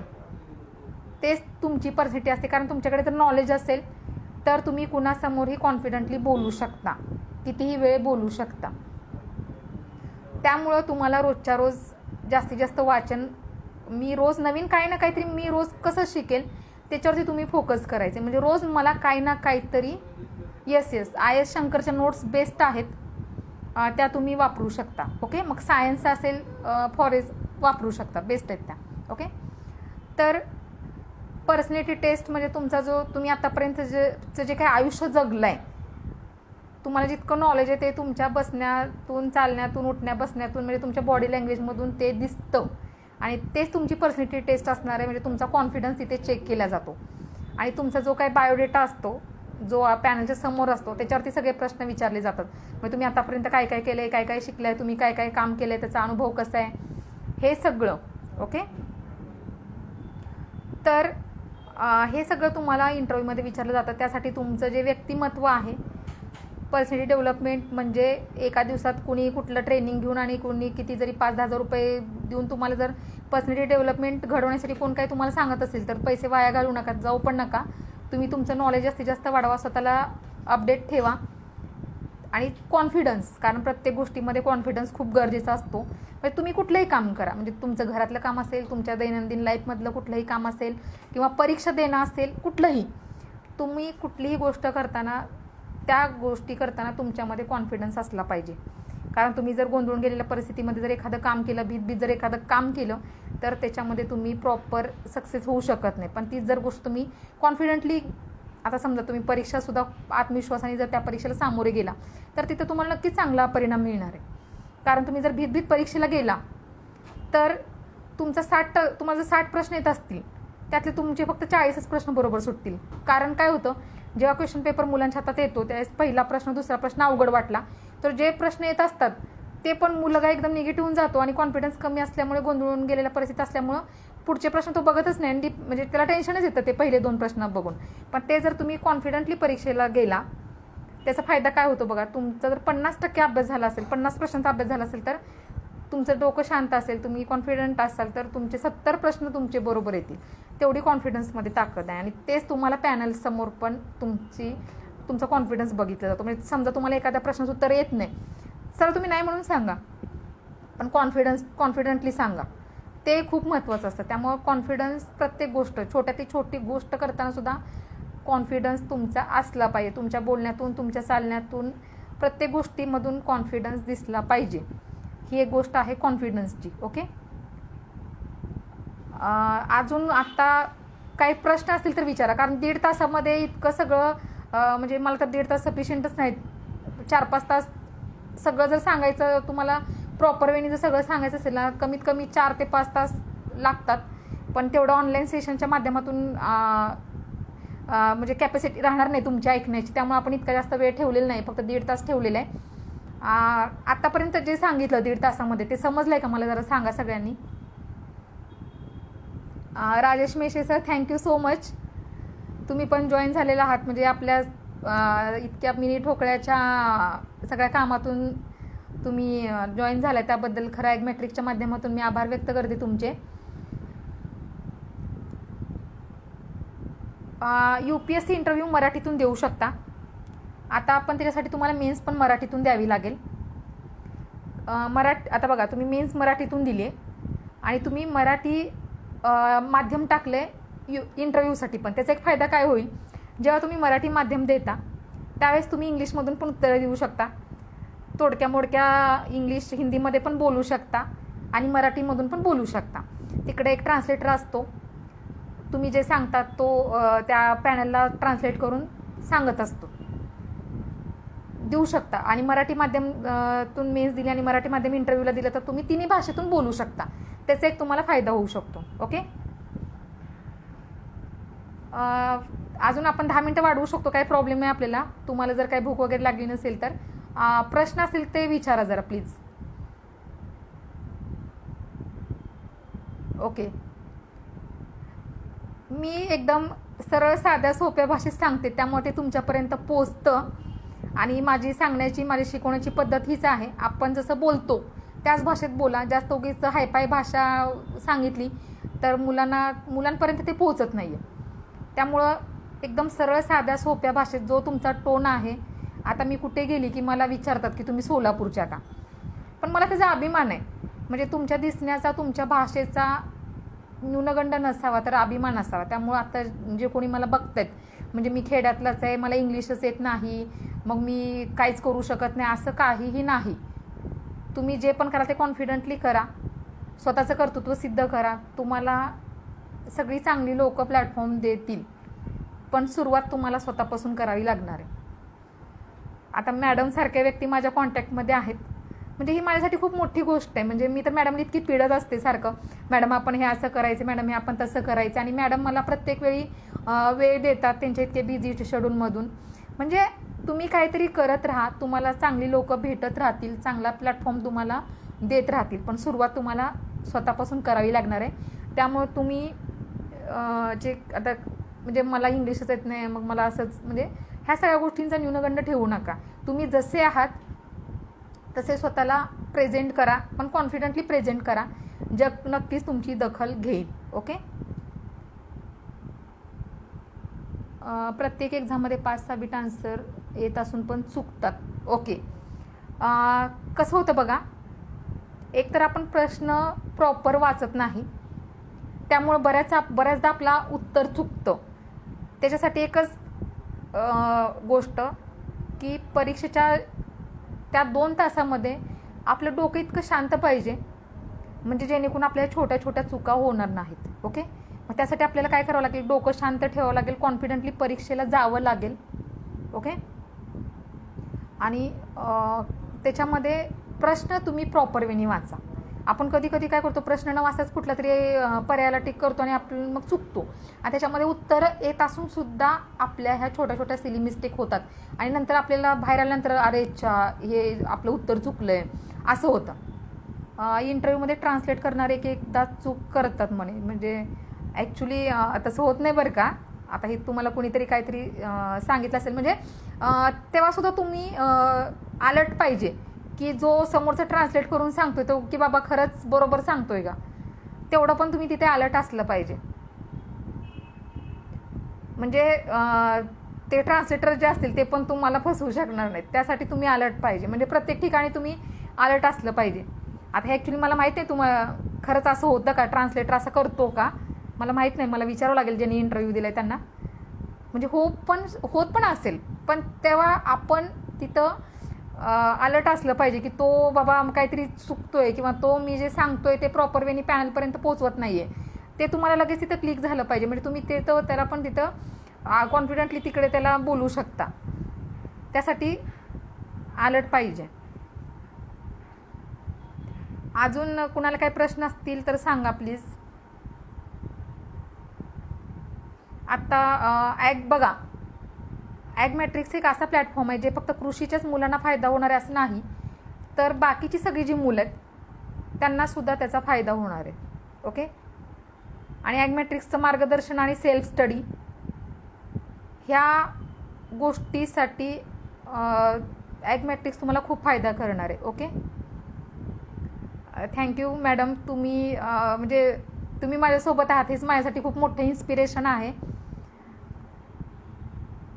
तुम्ही म्हणजे फक्त मलाच नाही तर म्हणजे तुमची जी कामाची तळमळ मी बघितली, प्रत्येक मुलाला तुम्ही किती मार्गदर्शन करता, किती तुम्ही मुलांना वेळ देता, हे मी आता कित्येक दिवसापासून बघते. म्हणजे ती तळमळ फक्त माझ्या बाबतीत नाही तर तुम्ही प्रत्येक महाराष्ट्रातल्या प्रत्येक मुलाच्या बाबतीत तुमची ती तळमळ आहे. अजून कुणाला काही प्रश्न असतील तर विचारा प्लीज. आता आज बघा आपण जस्ट फक्त एक इंट्रोडक्शन आहे, ह्यात काहीच मी सांगितलेलं नाही आहे आणि हे इतकं काही तुम्हाला सफिशियंट पण नाही आहे. फक्त जस्ट हे पहिलं सेशन होतं आपलं स्पर्धा परीक्षांच्या रिलेटेड. कन्फ्युजिंग बीट कसे सॉल्व करायचे, सपोज BNDमध्ये कन्फ्यूज पण येस. आता बघा जेव्हा 4 पर्याय आपल्याकडे असतात, कधी कधी आपल्याला 2 पर्यायामध्ये कन्फ्युजन असतं, तर प्रॉपर वेनी तो आधी प्रश्न वाचा आणि तुम्ही त्या क्वेश्चनच्या रिलेटेड जी कन्सेप्ट तुम्ही वाचलेली असेल किंवा जे तुम्ही आता क्लासमध्ये शिकला असेल तो क्षण तुम्हाला त्यावेळेस आठवला पाहिजे जेव्हा 2 पर्यायामध्ये कन्फ्युजन होतं. मी तर मुलांना तेच सांगते, तुम्हाला जर असं कधी वाटलं की हा प्रश्न म्हणजे मी वाचलेला किंवा असं काय, त्यावेळेस तुम्हाला तो क्षण आठवला पाहिजे की तुम्ही ज्यावेळी वाचलं किंवा ज्यावेळी तुम्हाला क्लासमध्ये जे सांगितलं तो क्षण तुम्ही तिथं आठवा ज्यावेळी 2 पर्यायामध्ये तुमचं कन्फ्युजन असेल. म्हणजे तो पर्याय तुम्ही तिथे जो प्रश्न तुमचा चुकणार नाही. ओके, आज आपण फक्त बेसिक माहिती सांगितली, म्हणजे हे फक्त 1% आहे आज जे मी तुम्हाला 1.5 तासापासून सांगते. माझ्या दृष्टीनं फक्त ते 1 ते 2% आहे. अजून आपल्याला 98% तुम्हाला सांगायचे आणि तुम्हाला ते 98% तुम्हाला ते प्रॉपर नॉलेज मिळवून घ्यायचे. त्यासाठी ॲग्मॅट्रिक्स नेहमीच तुमच्यासोबत आहे. अजून तुम्हाला खूप मोठ्या मोठ्या दिग्गज लोकांना ॲग्मॅट्रिकच्या माध्यमातून ऐकायची संधी तुम्हाला मिळणार आहे. त्याचा तुम्ही जास्तीत जास्त लाभ घ्यावा, म्हणजे जेणेकरून तुम्हाला फीचे उगीच विनाकारण पैसे भरावे लागणार नाहीत आणि तुम्हाला एक योग्य मार्गदर्शन प्रॉपर वेनी तुम्हाला मार्गदर्शन मिळेल. तर आज फक्त आपण जस्ट 1% तुम्हाला मी सांगितलेलं आहे काय काय कसं कसं करायचं आहे. पहिली गोष्ट तुम्ही आता काही मुलं आहेत जी अभ्यास करतात ऑलरेडी, त्यांना काही जास्त वेगळं कर, पण जे आता सुरुवात करणार आहेत त्यांनी आधी किंवा ज्यांनी सुरुवात केली आहेत मी त्यांच्यासाठी पण हे सांगेन, सिलेबस लेफ्ट साईडला ठेवा. सिलेबसमध्ये तुम्ही जे वाचताय पुस्तक नोट्स जे पण, आणि राईट साईडला क्वेश्चन पेपर ॲनालिसिस. मग तुम्हाला कळेल की मी नेमकं वाचतोय ते बरोबर आहे का, आणि त्याच्यावरती आयोगाने प्रश्न, आणि आपल्याला एकदम रिझल्ट ओरिएंटेड अभ्यास करायचे. आणि मग मी बाकीचं तुम्हाला नॉलेज मिळवण्यासाठी हे सांगितले. रोजचा न्यूजपेपर असेल, रोजचं दिनविशेष असेल, बाकीचं तुमचं जे काय आजूबाजूचं ऑब्झर्वेशन असेल त्याच्यामधून पण तुम्ही खूप गोष्टी शिकू शकता. म्हणजे तुम्ही जाता जाता सुद्धा 4 गोष्टी शिकू शकता, पण त्याच्यासाठी तुमचं ऑब्झर्वेशन इतकं स्ट्रॉंग पाहिजे. म्हणजे असं तुम्ही कधीतरी बसमधून चाललाय, आता असं मी म्हणजे माझे अनुभव सांगते. आता समजा मी कुठेतरी दौऱ्यावरती गेली, आता मी कुठं पण दौऱ्यावरती गेली की असं वेगवेगळ्या ठिकाणी जात असते, कारण मला रोज वेगळ्या ठिकाणी जायला, वेगळ्या लोकांना भेटायला खूप आवडतं. म्हणजे त्याच्यातून आपलं एक व्यक्तिमत्व घडत जातं. आणि असं नाही की मला त्यातच करिअर करायचं म्हणजे मी भेटायला, असं नसतं. म्हणजे मी जे नॉलेज मिळवते, मी आज एखाद्या ठिकाणी गेली, आज मी 4 लोकांना भेटली, त्यांच्याकडून मला जे नॉलेज मिळालं ते मला नक्कीच कुठे ना कुठे लाईफमध्ये कुठल्या ना कुठल्या स्टेजला कामी येत राहतं. ज्याच्यातून तुमचं झूम मीटिंगच्या माध्यमातून घेऊया आपण, म्हणजे आपल्याला तुम्हाला PDF वगैरे नोट्स वगैरे पण आपल्याला शेअर करता येतील. ओके, तर त्यासाठी तुम्ही तुमचं ऑब्झर्वेशन स्ट्रॉंग ठेवा, म्हणजे जेणेकरून तुमचं एक व्यक्तिमत्व घडेल. आता तुम्हाला हे काही सगळ्या कुठल्या युनिव्हर्सिटीमध्ये, शाळेमध्ये, कॉलेजमध्ये किंवा आपल्या घरातले तुमचे शिक्षक वगैरे ह्या सगळ्या गोष्टी तुम्हाला हात धरून कोणीही शिकवणार नाही. त्यासाठी तुम्हाला स्वतःवरती कष्ट घ्यावं लागणार आहे. तुम्हाला वेगळ्या लोकांना भेटून, वेगळ्या ठिकाणी जाऊन, आता मी कुठेही दौऱ्यावरती गेली, आता म्हणजे मला काही लोक बघतायत किंवा जे मला ओळखतायत त्यांना माहिती आहे, म्हणजे माझी काम करण्याची पद्धत, मी किती फिरते, कुठे कुठे जाते, हे सगळ्यांना माहिती आहे. म्हणजे ह्याच्यातून तुमचं एक व्यक्तिमत्व घडतं, तुमचं नॉलेज वाढतं. असं नाही की मला आज मी तिथं गेली म्हणजे उद्या मला त्या गोष्टीचा, त्या नॉलेजचा लगेच फायदा, असं नसतं. प्रत्येक गोष्ट फायद्यासाठी नसते, एक स्वतःचं व्यक्तिमत्व घडण्यासाठी ती गोष्ट करायची असते. ओके सर, विदर्भ दौरा मी मागच्या जानेवारी-फेब्रुवारीमध्येच केलेला. आता परत कोविडचं थोडंसं वातावरण कमी झालं, म्हणजे आता कॉलेज सुरू झाली की मी परत विदर्भ दौऱ्यावरती येणारच आहे. मागच्या वर्षी अकोला, अमरावती, यवतमाळ, नागपूर असा मी एक 10-12 दिवसाचा दौरा केलेला आहे. तुम्ही कराच तर नक्कीच. मला वाटतं आपलं लास्ट टाइम बोलणं पण झालेलं किशोर सर, की तुम्ही विदर्भात या वगैरे म्हणून. तर तुम्ही करा अरेंज, आपण नक्कीच मी येईन. विदर्भ दौऱ्याला येण्यासाठी मी नेहमीच उत्सुक आहे, कारण तिकडे सगळ्याच लोकांचा खूप चांगला रिस्पॉन्स मिळतो. अकोला कृषी विद्यापीठ असेल, अकोल्यामधलं जे 1860पासूनचे जे काही बाबूजी देशमुख वाचनालय आहे ते असेल, किंवा अमरावतीमधले सगळे जे काही गव्हर्नमेंट हॉस्टेल्स आहेत तिकडे पण सगळीकडे माझे गेस्ट लेक्चर झालेले आहेत. यवतमाळमध्ये सगळीकडे गेस्ट लेक्चर झालेले आहेत, नागपूरला झालेलं आहे. तर तुम्ही आयोजित करा किशोर सर, परत एकदा विदर्भाचा दौरा आपण आखूयाच 1 आठवड्याभराचा. ओके,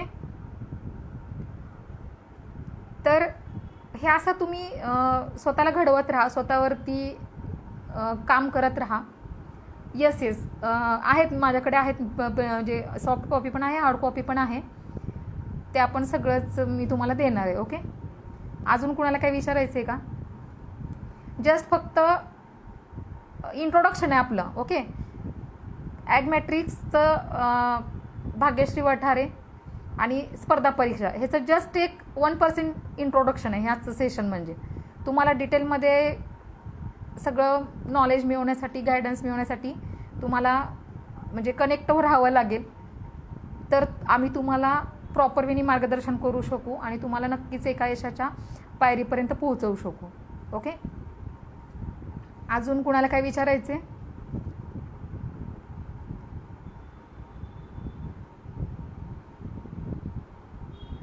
येस नक्कीच. मी मागच्या वर्षी शिवजयंतीला परभणी कृषी विद्यापीठामध्ये आलेली आणि ह्या वर्षी परत नक्कीच येईल मी. येस,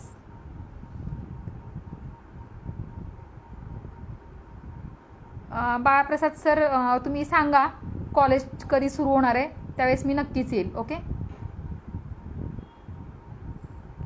ॲग्मॅट्रिक्सशी कनेक्ट होण्यासाठी नंबर आहे 9168350964. हा व्हॉट्सअपचा नंबर आहे. ह्या व्हॉट्सअपच्या नंबरला तुमचं नाव, तुमचा पत्ता, तुमचं शिक्षण हे सगळं व्हॉट्सअपला तुम्ही मेसेज करा. परत एकदा नंबर सांगते, 9168350964. ह्या नंबरवरती सगळ्यांनी व्हॉट्सअपला मेसेज करा आणि ॲग्मॅट्रिक्सशी कनेक्ट व्हा. आपण ॲग्मॅट्रिक्सच्या माध्यमातून सगळ्या परीक्षा, फॉरेस्टचा एक वेगळा ग्रुप करणार आहे, कृषीच्या मुलांसाठी एक वेगळा ग्रुप करणार आहे, कंबाईनच्या आणि राज्यसेवा परीक्षेच्या मुलांसाठी एक वेगळा ग्रुप करणार आहे आणि UPSCच्या परीक्षेचा एक वेगळा ग्रुप करणार आहे. नंतर आपण इंजिनिअरिंग सर्व्हिसेसचा पण एक वेगळा ग्रुप करणार आहे. वाटल्यास आपण पोलीस भरती जे काही सरळ सेवाच्या परीक्षेत पोलीस भरती असेल, तलाठी असेल, ग्रामसेवक असेल, म्हणजे महाराष्ट्रातला प्रत्येक विद्यार्थी माझ्यासाठी महत्त्वाचा आहे. मी असं कधीच म्हणत नाही की मी UPSCच्या मुलांना शिकवते, मी राज्यसेवेच्या मुलांना शिकवते, म्हणजे मी पोलीस भरतीच्या मुलांना एंटरटेन करणार नाही मी किंवा त्यांच्यासाठी वेळ देणार नाही, असं मी कधीच केलेलं नाही आणि करणार पण नाही कधी भविष्यामध्ये. कारण मी वयाच्या 17व्या वर्षापासून जेव्हा शिकवायला सुरुवात केली, 11वीत असल्यापासून, तेव्हा मी एका कॉम्प्युटर इन्स्टिट्यूटमध्ये शिकवायला सुरुवात केली. त्यावेळेस माझे स्टुडंट 10वी पास झालेले पण होते, 12वी पास झालेले होते, ग्रॅज्युएशन पास झालेले होते, सिनियर पण होते, म्हणजे वकील, शिक्षक, डॉक्टर. त्यामुळे प्रत्येक फील्डमधला प्रत्येक विद्यार्थी, ह्या महाराष्ट्रातला प्रत्येक विद्यार्थी माझ्यासाठी महत्त्वाचा आहे. मी आत्ता म्हणजे 5 विद्यार्थी पण जे आत्महत्याग्रस्त शेतकऱ्यांची मी 5 मुलं पण दत्तक घेतलेली आहेत. मी त्यांना वेगवेगळ्या ठिकाणी क्लासेससाठी पाठवलेलं आहे.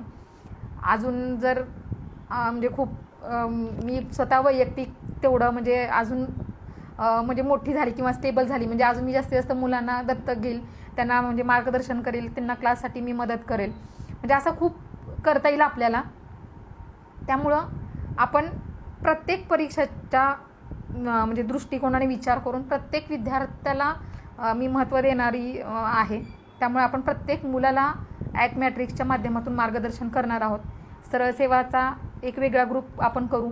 त्यामुळे सरळ सेवाची जी मुलं असतील तीसुद्धा ॲग्मॅट्रिक्सला कनेक्ट व्हा, मी असं म्हणेल. म्हणजे ॲग्मॅट्रिक्स फक्त कृषीच्या मुलांसाठी नाही आहे, तर आपण सगळ्याच मुलांना, म्हणजे महाराष्ट्रातल्या प्रत्येक बेरोजगार विद्यार्थ्याला, ज्याला खरंच तळमळ आहे, त्या प्रत्येक विद्यार्थ्याच्या पाठीशी ॲग्मॅट्रिक्स असणार आहे. सरळ सेवा, त्याच्यामध्ये पोलीस भरती, तलाठी, ग्रामसेवक, विस्तार अधिकारी, ह्या सगळ्या परीक्षा असतील. बँकिंग असेल, मग त्याच्यामध्ये IBPS असेल, RBI, असं सगळ्या गोष्टी असतील. मग हे राज्यसेवा, कंबाईन, UPSC, फॉरेस्ट, कृषी, अभियांत्रिकी, ह्या सगळ्या परीक्षांसाठी आपण एक वेगवेगळे ग्रुप करणार आहोत. त्यासाठी तुम्ही ॲग्मॅट्रिक्सचा जो मी आत्ता नंबर सांगितला त्याच्यामध्ये तुम्ही व्हॉट्सअपला मेसेज करा, तुमचं नाव, गाव, पत्ता, शिक्षण, कॉन्टॅक्ट नंबर वगैरे, आणि ॲग्मॅट्रिक्सशी तुम्ही कनेक्टेड व्हा. ओके, तर थांबायचं आपण. अजून कोणाला काही प्रश्न असेल तर विचारा, नसेल तर मग आपण थांबूया.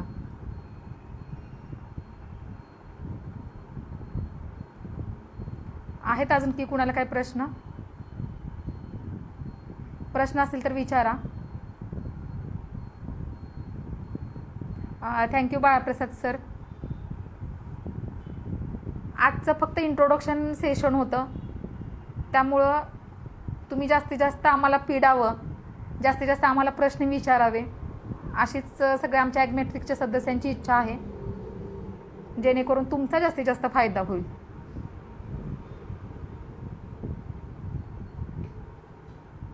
ओके, आहेत कुणाला अजून काही प्रश्न?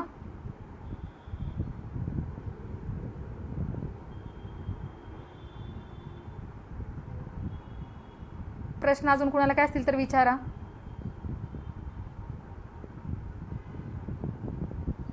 नसेल तर मग आपण थांबूया.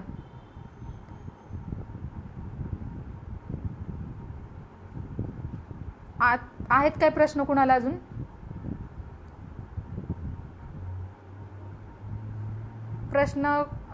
कुणाला आहेत अजून काय?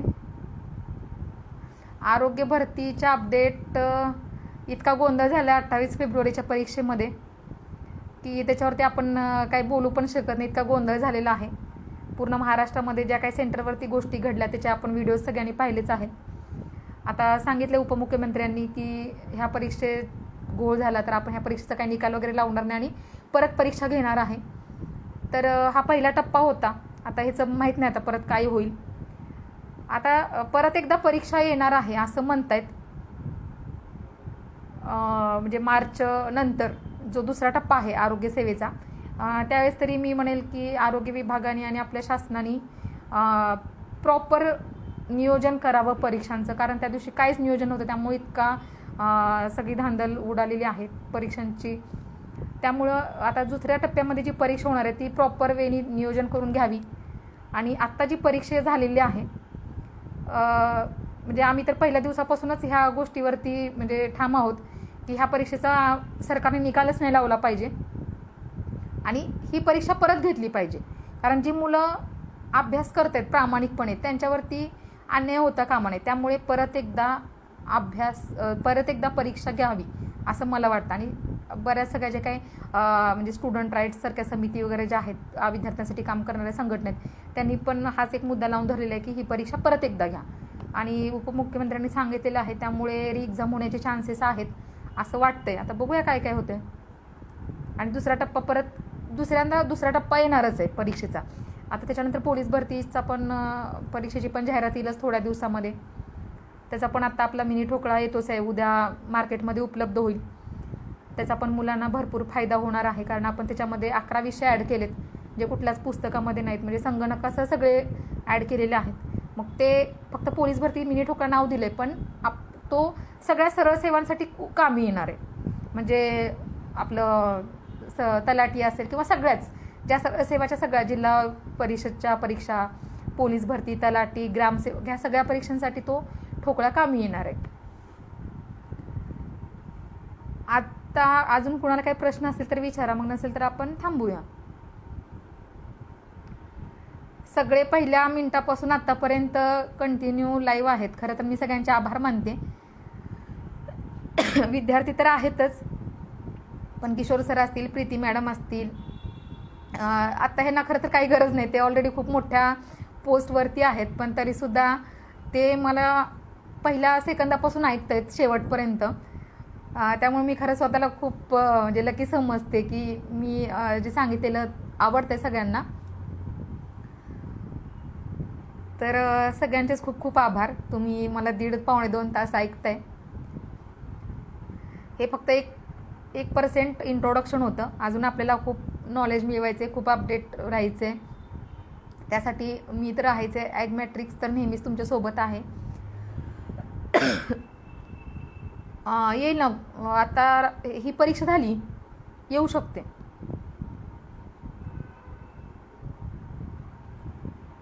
एक मिनिट.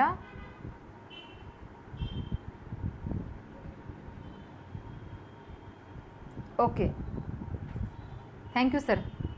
नंबर सांगते मी, 1 मिनिट थांबा. ॲग्मॅट्रिक्सचा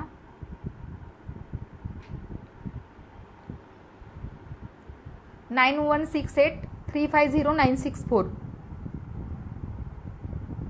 नंबर. आता कुणी मेसेज केलेला लिहून घ्या नंबर, 9168350964.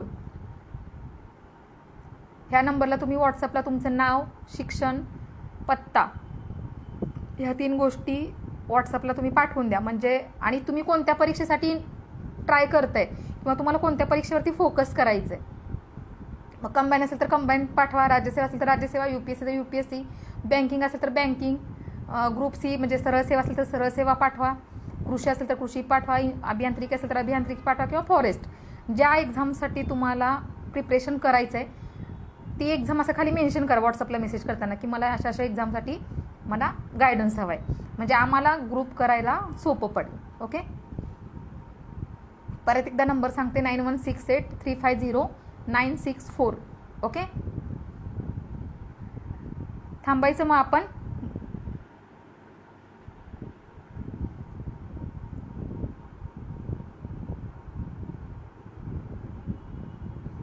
चलो, थँक्यू सगळ्यांना. मला पण खूप छान वाटलं. बऱ्याच म्हणजे महिन्यानंतर, लॉकडाऊनमध्ये रोज एक फेसबुक लाईव्ह असायचं वेगवेगळ्या पेजेसवरून, पण आज मला वाटतं 3-4 महिन्यानंतर फेसबुक लाईव्ह घेतलं, त्यामुळे खूप छान वाटतंय, फ्रेश वाटतंय आणि मस्त पण वाटतंय. आणि ॲग्मॅट्रिक्स चे पण खूप खूप आभार की त्यांनी मला त्यांच्या टीममध्ये इन्व्हॉल्व करून घेतलं, जेणेकरून मी जास्तीत जास्त आणखी मुलांपर्यंत मी पोहोचू शकेल. ह्याच्यासाठी मला ॲग्मॅट्रिक्सनी संधी दिली, त्याबद्दल ॲग्मॅट्रिक्सचे खूप खूप आभार.